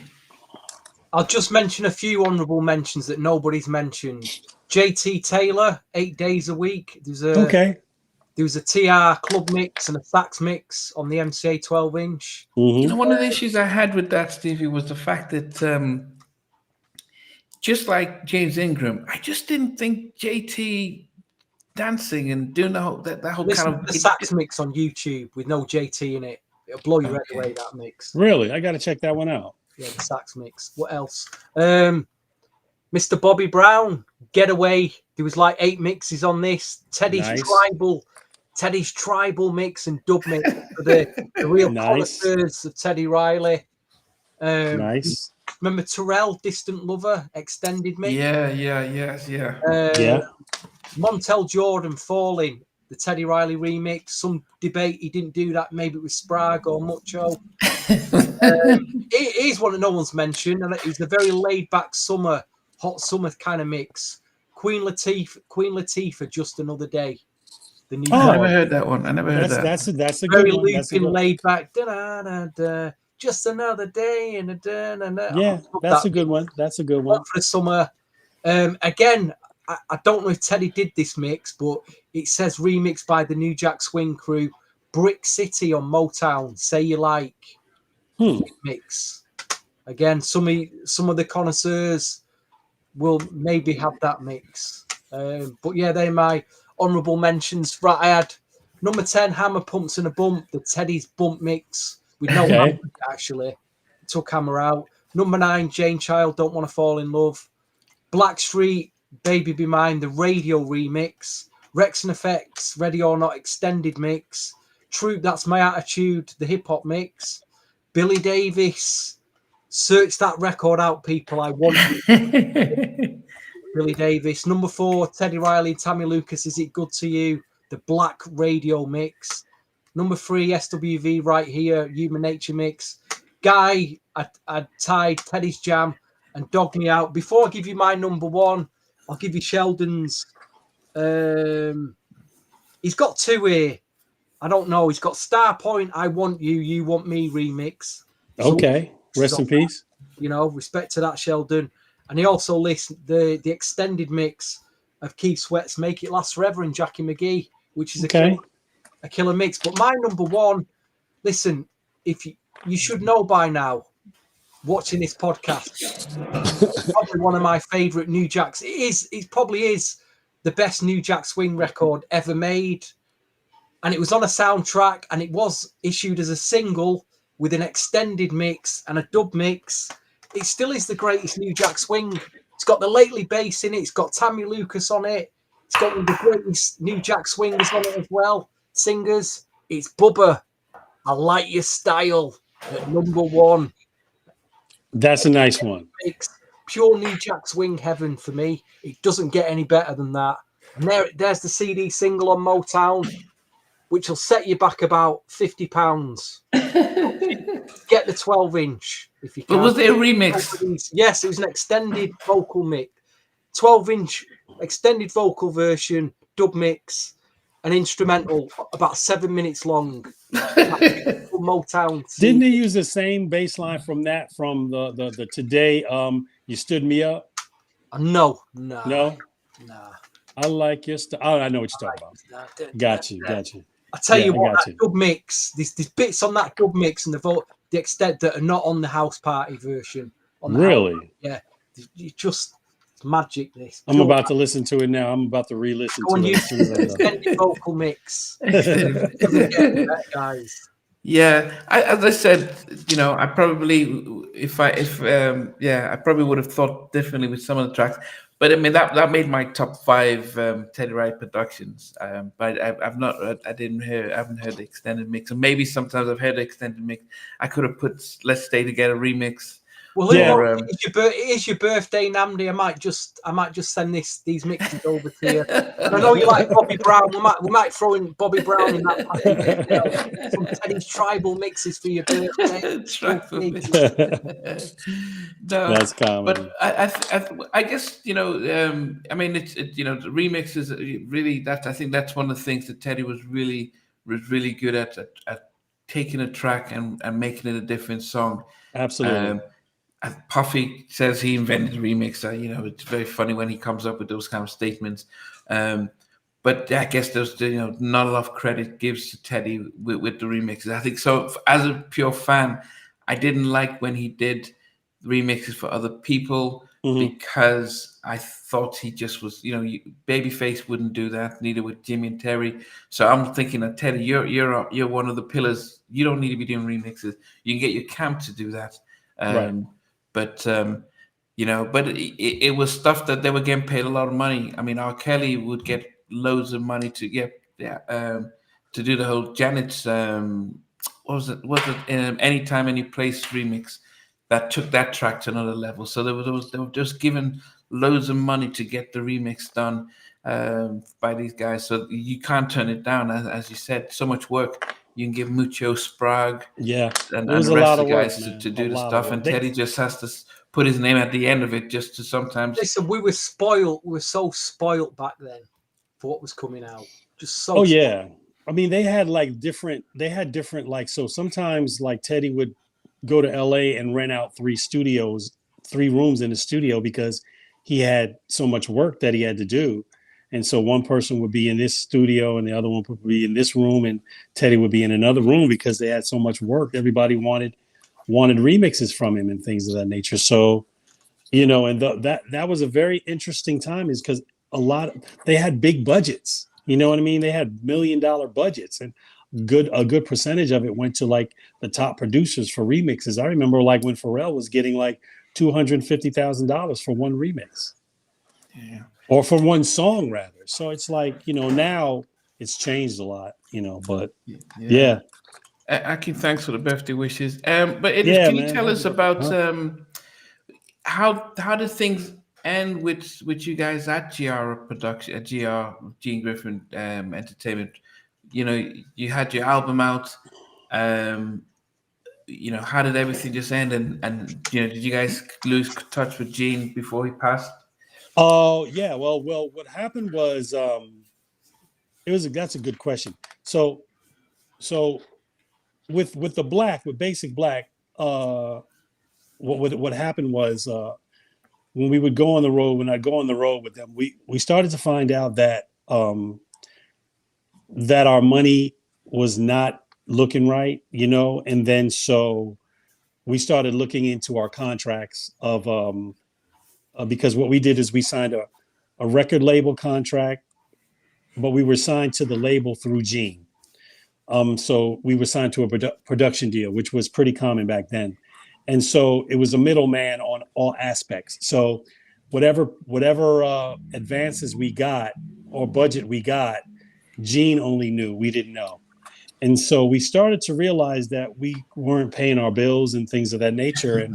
Um, and so Mucho at the time, and he could probably tell this story better, but Mucho at the time, he wasn't worried too much, is because Mucho was still getting paid to do songs. So the production team, our production team was Mucho, Zan, and Artie Hoyle. Those were the three producers that were producing everything after after everybody left Teddy. And I see that you have Give Your Love to Me by Basic Black on all of your thingies. You know what I mean? I love that. I love the You love track. that Yes. song, but what you Yeah. don't know is that the first verse Spec sang, was supposed to sing, and it just didn't come out right. And then Daryl sang it. but that first verse that goes, "There's no need for you to be running around this town looking for something new." That Spec sang that, and then it just didn't work out. So then Diesel was supposed to come in, and it was if there's something new and exciting you're looking for, your searches through. I can give you no, I'm wrong. Spec was supposed to sing that whole verse. Like, there's no need for you to be coming around this town looking for something new. If there's something new and exciting you're looking for, your search is through. And then Diesel was supposed to come in. But they scratched that. So I say that to say this, that was the production, Artie, Mucho, and at the time, Zan. Zan left because he noticed that Gene was paying more attention to Basic Black than his album. So he left, and then it was only us. We started to realize that money was getting funny. We could only pay our rent, and we were getting like $125 per diem. And then Mucho, who actually I have to commend Mucho, is because he didn't have to go anywhere, because Mucho had his car, he had his apartment, and he was getting paid for doing, production. Mucho stuck up for the black, and we all had some kind of a meeting or a photo shoot. I can't remember what it was. And then Basic Black had said, they were like, you're taking our money. They said this to Gene. He's like, you're taking our money, and we're not going to deal with this no more. And then they walked out, and then Mucho was the same, because Mucho, he's from the hood. He don't play. Mucho don't play. You don't mess with Mucho. So Mucho understood that, Gene was sort of gangsterish, and Mucho was like, I don't give a damn. Yeah, I'm not doing nothing for you anymore, blah, blah, blah. And then they all walked out. And then I walked out with them. And then we all left. And then after that, there was an altercation. I was in the studio with me, Gene, Dallas Austin, and I think Coco. And someone came down to the studio and told Gene that Daryl said he has a bullet for you. And so Gene got in his car. I think he had a red Ferrari at the time. Got in his car, and God bless the dead, but got in his car, rode up to the apartments with a gun in his hand, knocked on the door. Daryl answered the door. He took the butt of the gun and bust Daryl in the mouth. Wow. Yeah, Spec mentioned this, but he didn't. He said that our lead singer, but I didn't put two and two together. He said, right, yeah, and bust him in the mouth and knocked his tooth out.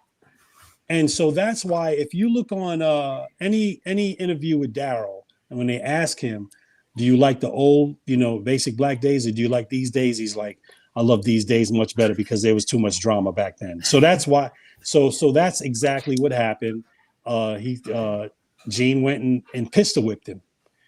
And after that, we had nowhere to live because they were paying for, the company was, or the GR was paying for our apartments and things of that nature. So everyone had to scatter and go live with relatives. I think I might have moved in and lived with a girl at the time. Spec went and lived with his sister. KB went and found an apartment. Mucho went and started working with Teddy. And so to answer your question, no, I've never spoken to Gene. Gene told me something, and I think I mentioned this last time. He told me, he's like, I'm gonna have your ass working at McDonald's. He told me that. He told me that. Well, he was kind of right about you ended up being a chef, but maybe not.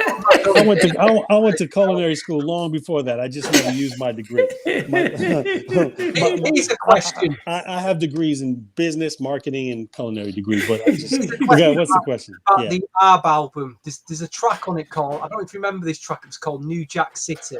Yeah. Because it ended up being licensed for a few compilations. Okay. But was that ever considered to be a Basic Black track? Because it was very Basic Black sound. There's a lot of vocal on it. And it had that, with the lyrics and no, the ARB. This is a good question. Okay, so the ARB album was produced by Mucho and Artie Hoyle. Some of those songs, like Now or Never, and the song "Give Your Love to Me, Baby," on the Basic Black album, those were for Artie Hoyle's album. Wow. But Artie Hoyle was on Virgin. Artie Hoyle was signed to Virgin. And when Teddy left Gene started losing all of his groups. So because they started to realize that it's about Teddy, it's not Gene. And so he started losing his deals. So Artie Hoyle was signed to Virgin Records and he had a whole album done. And so because of that, Gene put us together because when Artie Hoyle got dropped from or Virgin, or his deal didn't go through, he just put me, because I was a solo artist, Artie, and then Coco had just signed, and he just put us all together. He's the one that came up with the name Atlanta Rap Band, and he's the one that they all put everything together. And so most of those songs were produced by Artie and Mucho. Now the song New Jack City has the same story as Do the Right Thing from Redhead Kingpin. Gene was trying to use New Jack City for the movie New Jack City at the time when New Jack City was coming out. Wow, here's an exclusive, Nandi. Right. You want to get a reel out of this one now? No different. Start the story again. Okay, so when New Jack City, the movie, was coming out, Gene wanted to use a track for the New Jack City movie. Just like the Do the Right Thing track by Redhead Kingpin, he was trying to push that song to the Spike Lee for the Spike Lee movie, Do the Right Thing. Right? But they just didn't take the song. And so the same thing with New Jack City, he was trying to push that song for the New Jack City soundtrack. Wow. And it just never made it on the soundtrack because if you remember, the New Jack City movie had Teddy and Aaron in it and Damon. If you listen to the song, if you look at New Jack City, the movie, they were in the movie. And so they couldn't use that song for the album around that time. They were trying to promote that for the movie. And so that's how that song came about.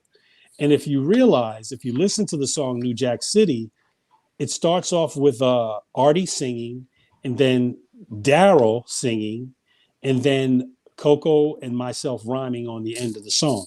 And so that song, that actual track was sort of like um, a mosh pit, like a mashup of just, hey, you get on it and you get on it and you get on it. It wasn't like anything that was thought of, because he wanted to use the name New Jack City and try and push it for a movie. So that's how that came. It's one of those tracks that if you're ever in your car, Mm-hmm. you know, when you drive to a city and you get to that point where the city emerges, you're not quite in it yet. You play that track, and because I've done it in your car, New Jack City, it's like perfect for that. Right. And so, yeah, brilliant track. And so he's there. They're like, write a song. So I'm like, the N to the E to the W, Jack City, girls act witty. So so it's sort of like we're just writing because he's like, I wanted to push this song for that particular movie, if you will. And so that's how that came about. Wow. How long can you remember how long did it take to make the ARB album? How long did it was you Great question. It's like so again, we were put together, and so what happened was when Basic Black first came out, they weren't on Motown. When Basic Black first came out, they were on GEG Productions, and then Gene shopped it to Motown, and Motown gave Basic Black a deal, and they were signed as a production company. So I say that to say this: Gene did the same thing that he's always been doing. When he got Basic Black in the door, he put us together and was like, hey, this is another group I got. And so then we got signed to Motown, because we signed to GEG Productions, and then we got signed to Motown because Motown was our distributor. So it took us about, and the reason why I'm saying this is because it took us about 2 weeks to make that album. And so what Gene would do, tracks only took 2 weeks. 2.5, because they were already done. They were already done. Those tracks were already done. Like, so Now or Never was already done. That was on Artie's album. And so what Gene would do, and everybody knows this in the business, Gene would use one person's advance or one person's budget to work on someone else's album. So Gene would use Basic Black's money that they got signed for, because again, no one knows how much the major is giving us, right? Mm-hmm. So he would use that money to start production and paying for studio time and things of that nature on the next artist. And then he would use our budget to pay for the next artist. And so like when we got an advance, I might have got like $3,000. You know what I mean? And so it took us about 2 weeks to make that whole album. Because if you notice, it's like so the song Now or Never, that was a song I had already written like a couple of years ago. That when I came to GR Productions, I had like half of an album already done. And so what I did is whatever I had, I would use those rhymes on whatever beat Mucho or Artie made. And so I would just use them.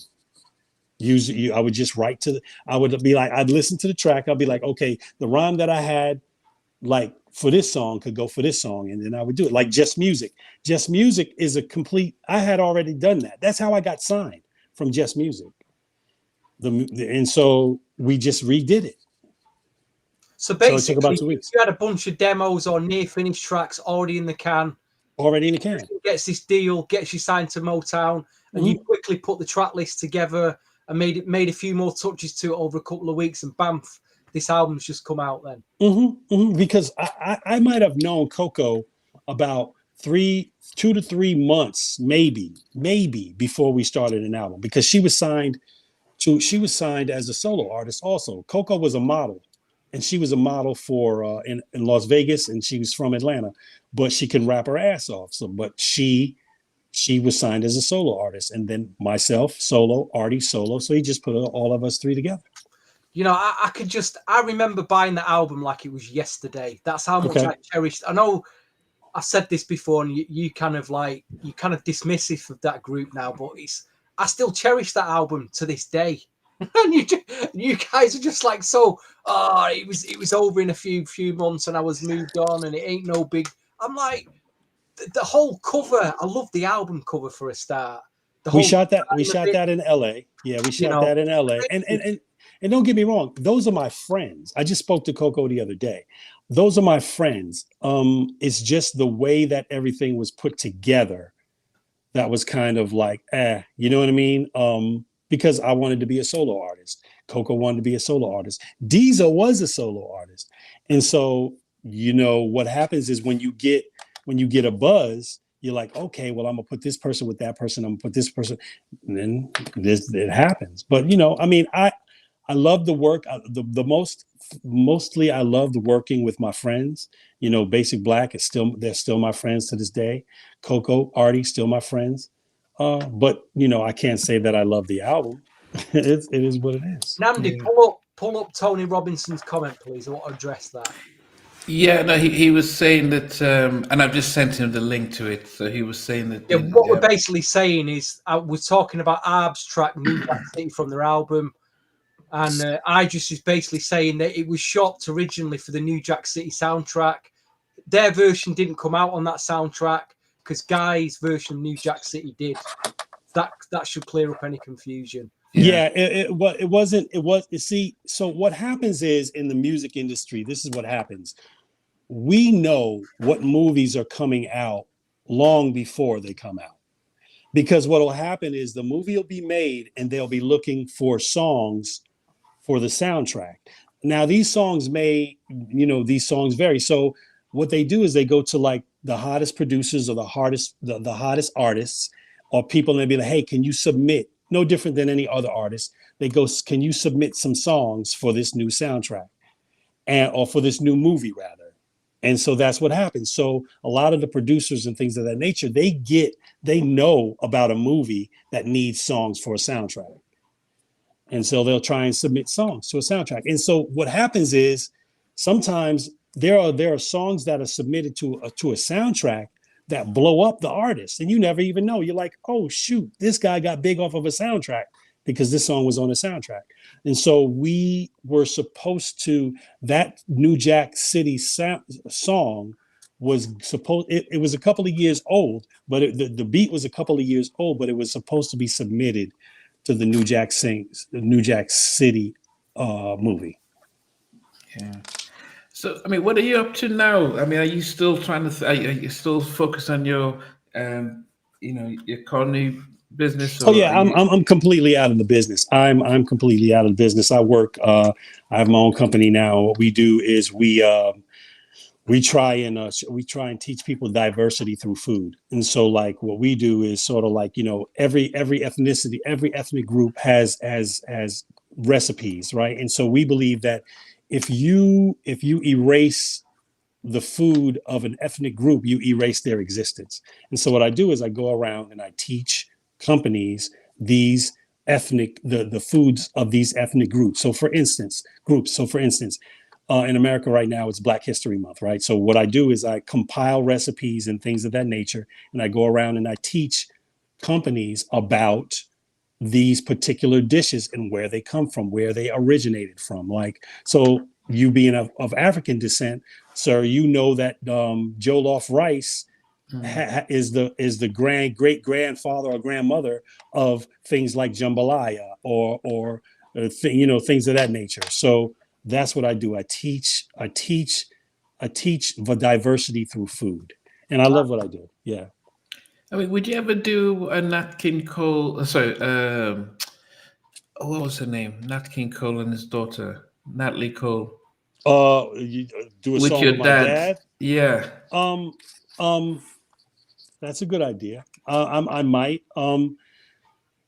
Right now, you get to a point in life where you kind of like you have like other visions.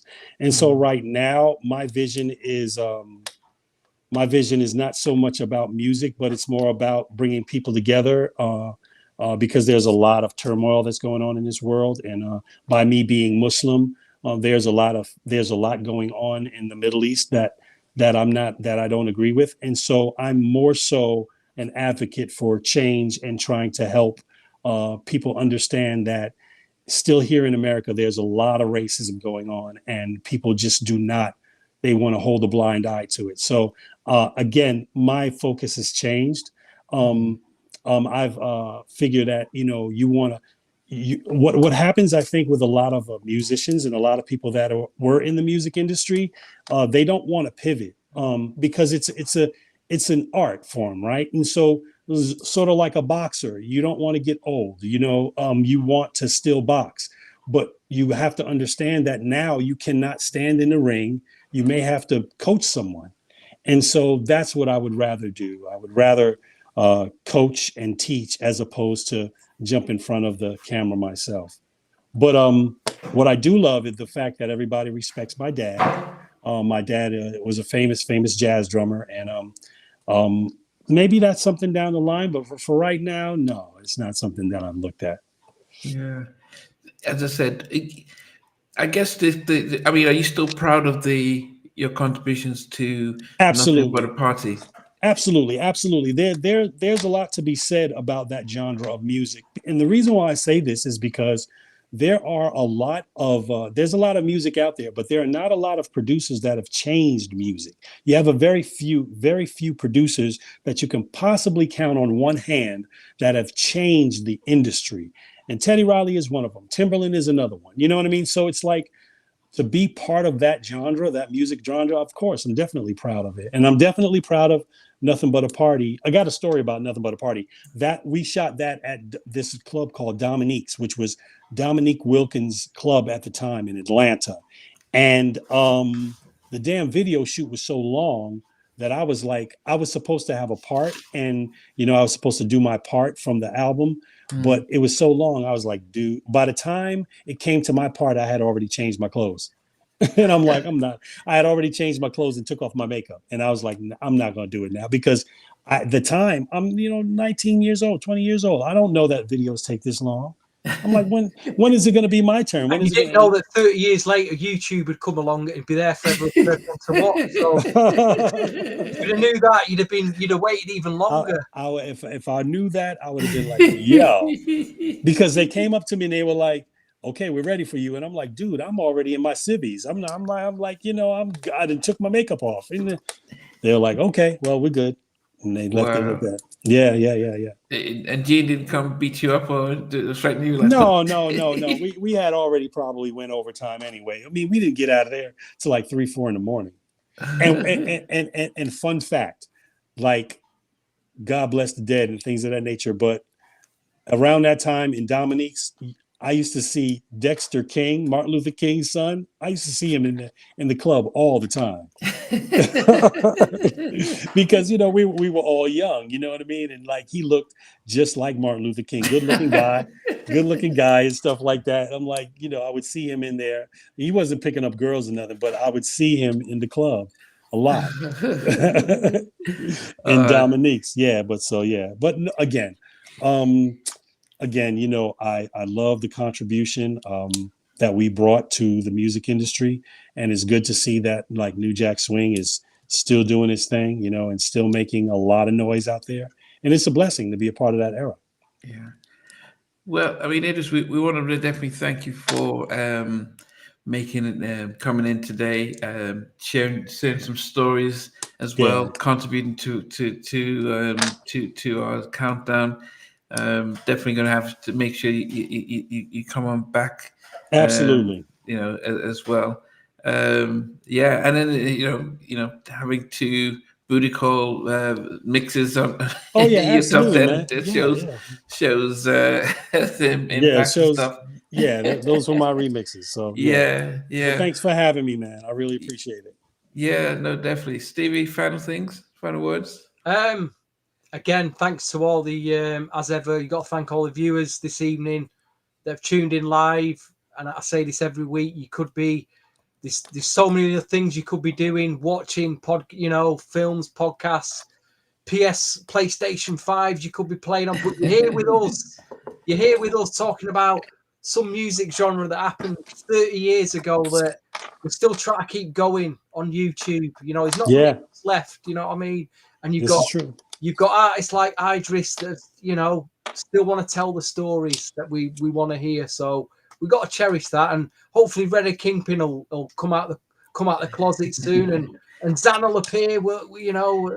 These guys. I mean, Red's daughter is really big in the industry now. So Wow. I mean, hopefully you can get him. I mean, he's a good guy. I mean, I think he's probably changed his career also. And so yeah, that's my brother. Well, I haven't seen him in years. Oh, you haven't seen him yet as well. Yeah, I Yeah. haven't seen him What in about years. Zan? What about Zan? Oh, Zan, I have not heard from Zan in a very long time. Zan was older than us, and I think I mean I know he's still around. He's the but I don't know Nightwalker of New Jack Swing. He's just disappeared. him and Redhead. Redhead will Yeah. probably be watching this, but yeah, he it's a lot of times things like this are bittersweet for artists, if you will. And so it's a case by case basis. So I don't really know what a lot of them are doing, but I wish everybody the best. And I know for a fact that a lot of them have contributed a lot to this field. Do you feel like there is many that want to talk about their stories? That I feel that there's some that probably don't want to. Maybe they just moved on completely. Yeah. There are a lot of people that don't want to kind of like rehash those things, is because no different than the Me Too movement. The world was different then as it pertained to music. I mean, I never forget. I was telling a friend of mine the other day. I was like, bro, I'm like, people are lucky that only a few people are getting in trouble for messing with a lot of these girls in the 90s. I'm like, because in the 90s, there was no respect for women, none. And it's sad. I mean, none. I mean, you look at songs like Big Pimpin' and things and Dre Day when they're pouring champagne on women. I mean, there was no respect.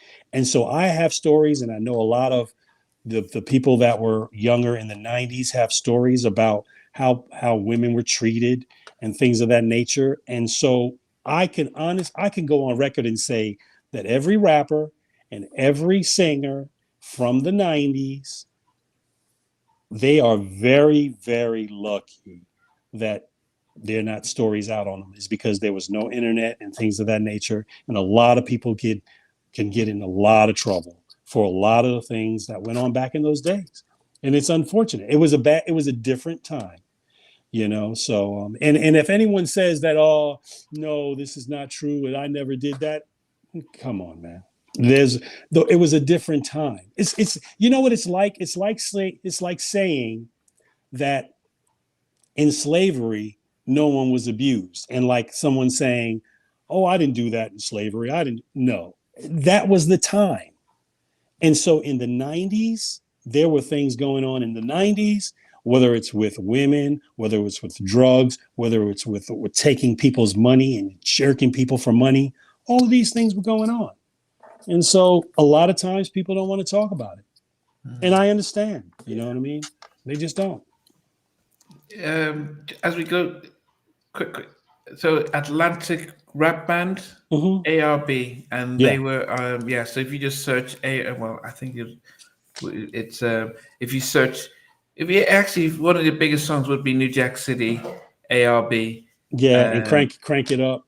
Yeah, if you search that on YouTube, you'd get them. Did you guys ever shoot a video? We did, but I cannot find it. I saw it on like a long time ago when it first came out, when the album first came out.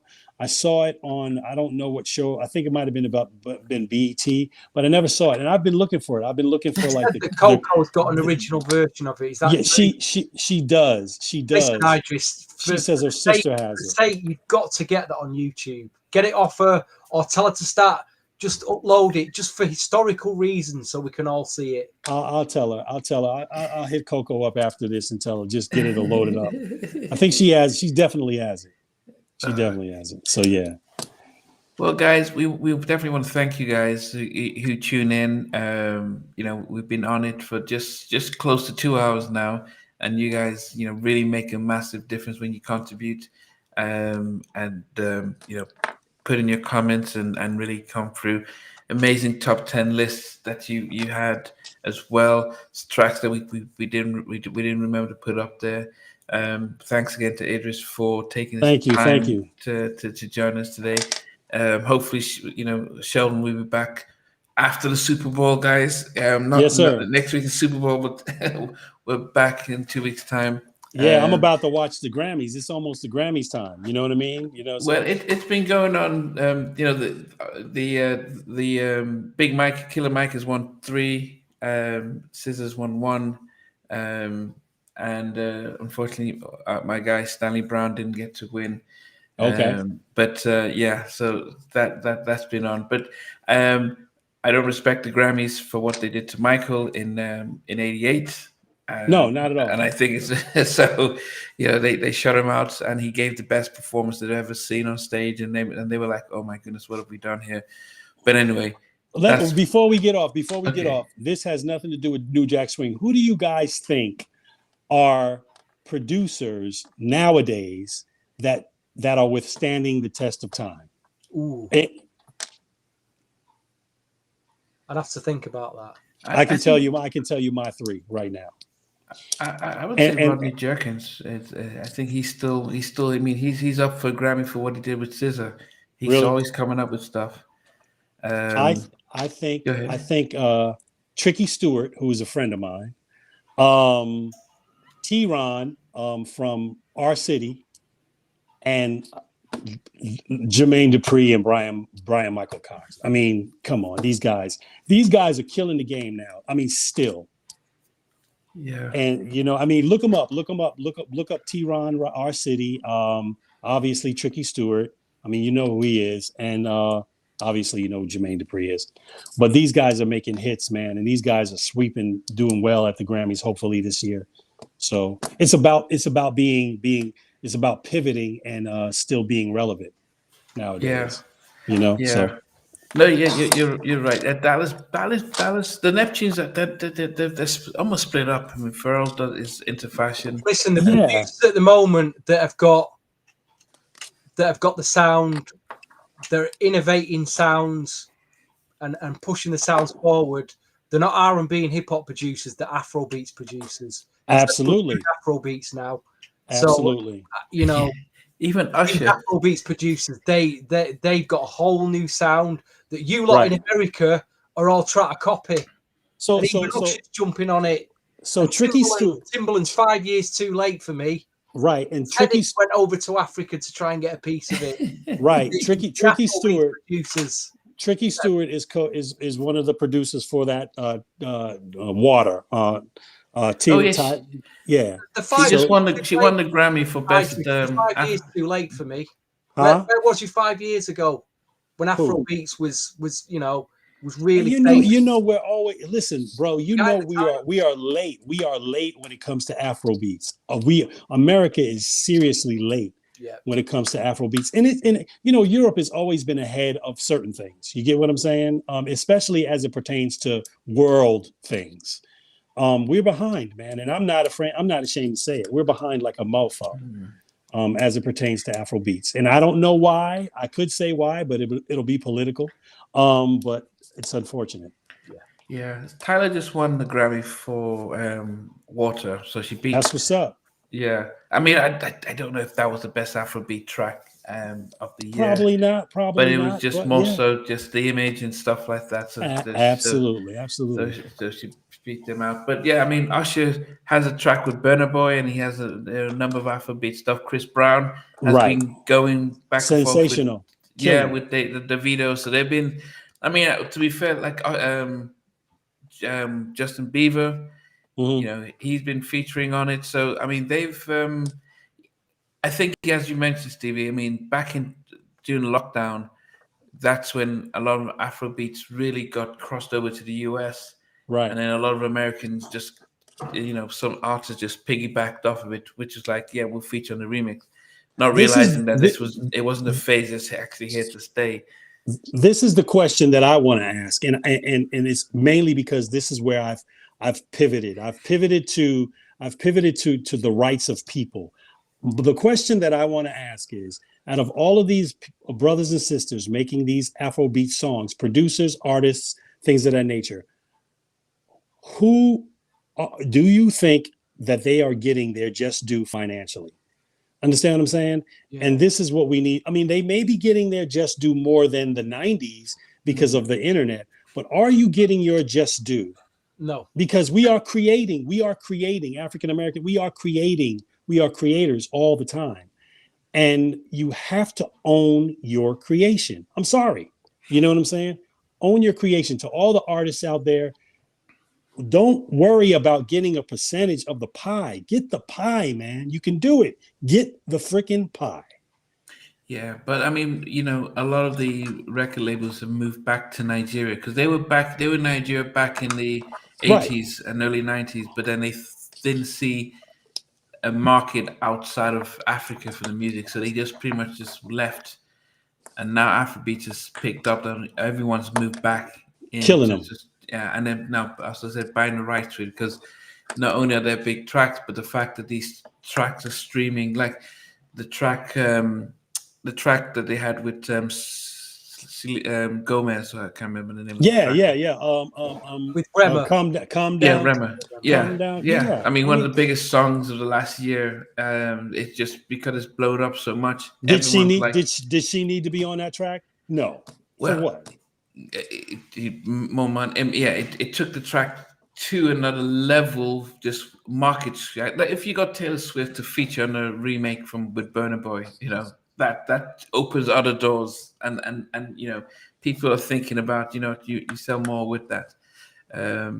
But no, I think that, you know, you know, from the fact that, you know, Usher did an Afrobeat track, in a way, you know, if they acknowledge where they're getting it from, and if they're going to the source, you know, that's fair enough. But if it's pretty much just like, oh, this is a new I'll be honest, He featured an artist called Fields, who's not that well known outside of Nigeria, but I respected that because I you know, Fields has been going a long time, and I thought, great, that's his break. That's Usher. You know, Usher's that's a great break for Fields. That it's called Ruin. The song is called Ruin. He could have got Wizkid on it. Oh, David, yeah. He could have got Burna Boy or Davido, but he didn't. He got you know, respect to him for that. Yeah, but yeah. So Nandi. You know, I know I've been speaking to you about this project that I'm working on. I definitely want to get with you guys, and maybe we could do it together. It's not a New Jack Swing podcast, but it's definitely a music and African, not African, but music and Black entertainment idea. And so I'd love you guys to jump on board with it whenever I can, whenever I start it up, because you guys are amazing. So just before we leave, Big Mike asks you this question. Okay. Who are your top 5 producers of all time? Ooh. Me? Yes, you. He's asking me. Who am I? Yes, asking you. Yeah. Okay, my top 5 producers. Now, okay, is he saying past or present? Of all time. Of all time. So of all time. Okay.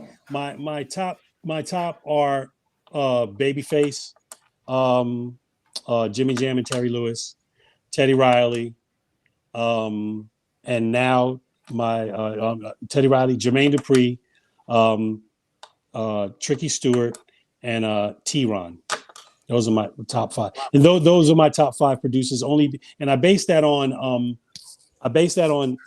longevity, and I wouldn't necessarily put Jimmy Jam and Terry Lewis and Babyface in the longevity part as it pertains to making music now. But what I would put them in the longevity part is as far as timeless music.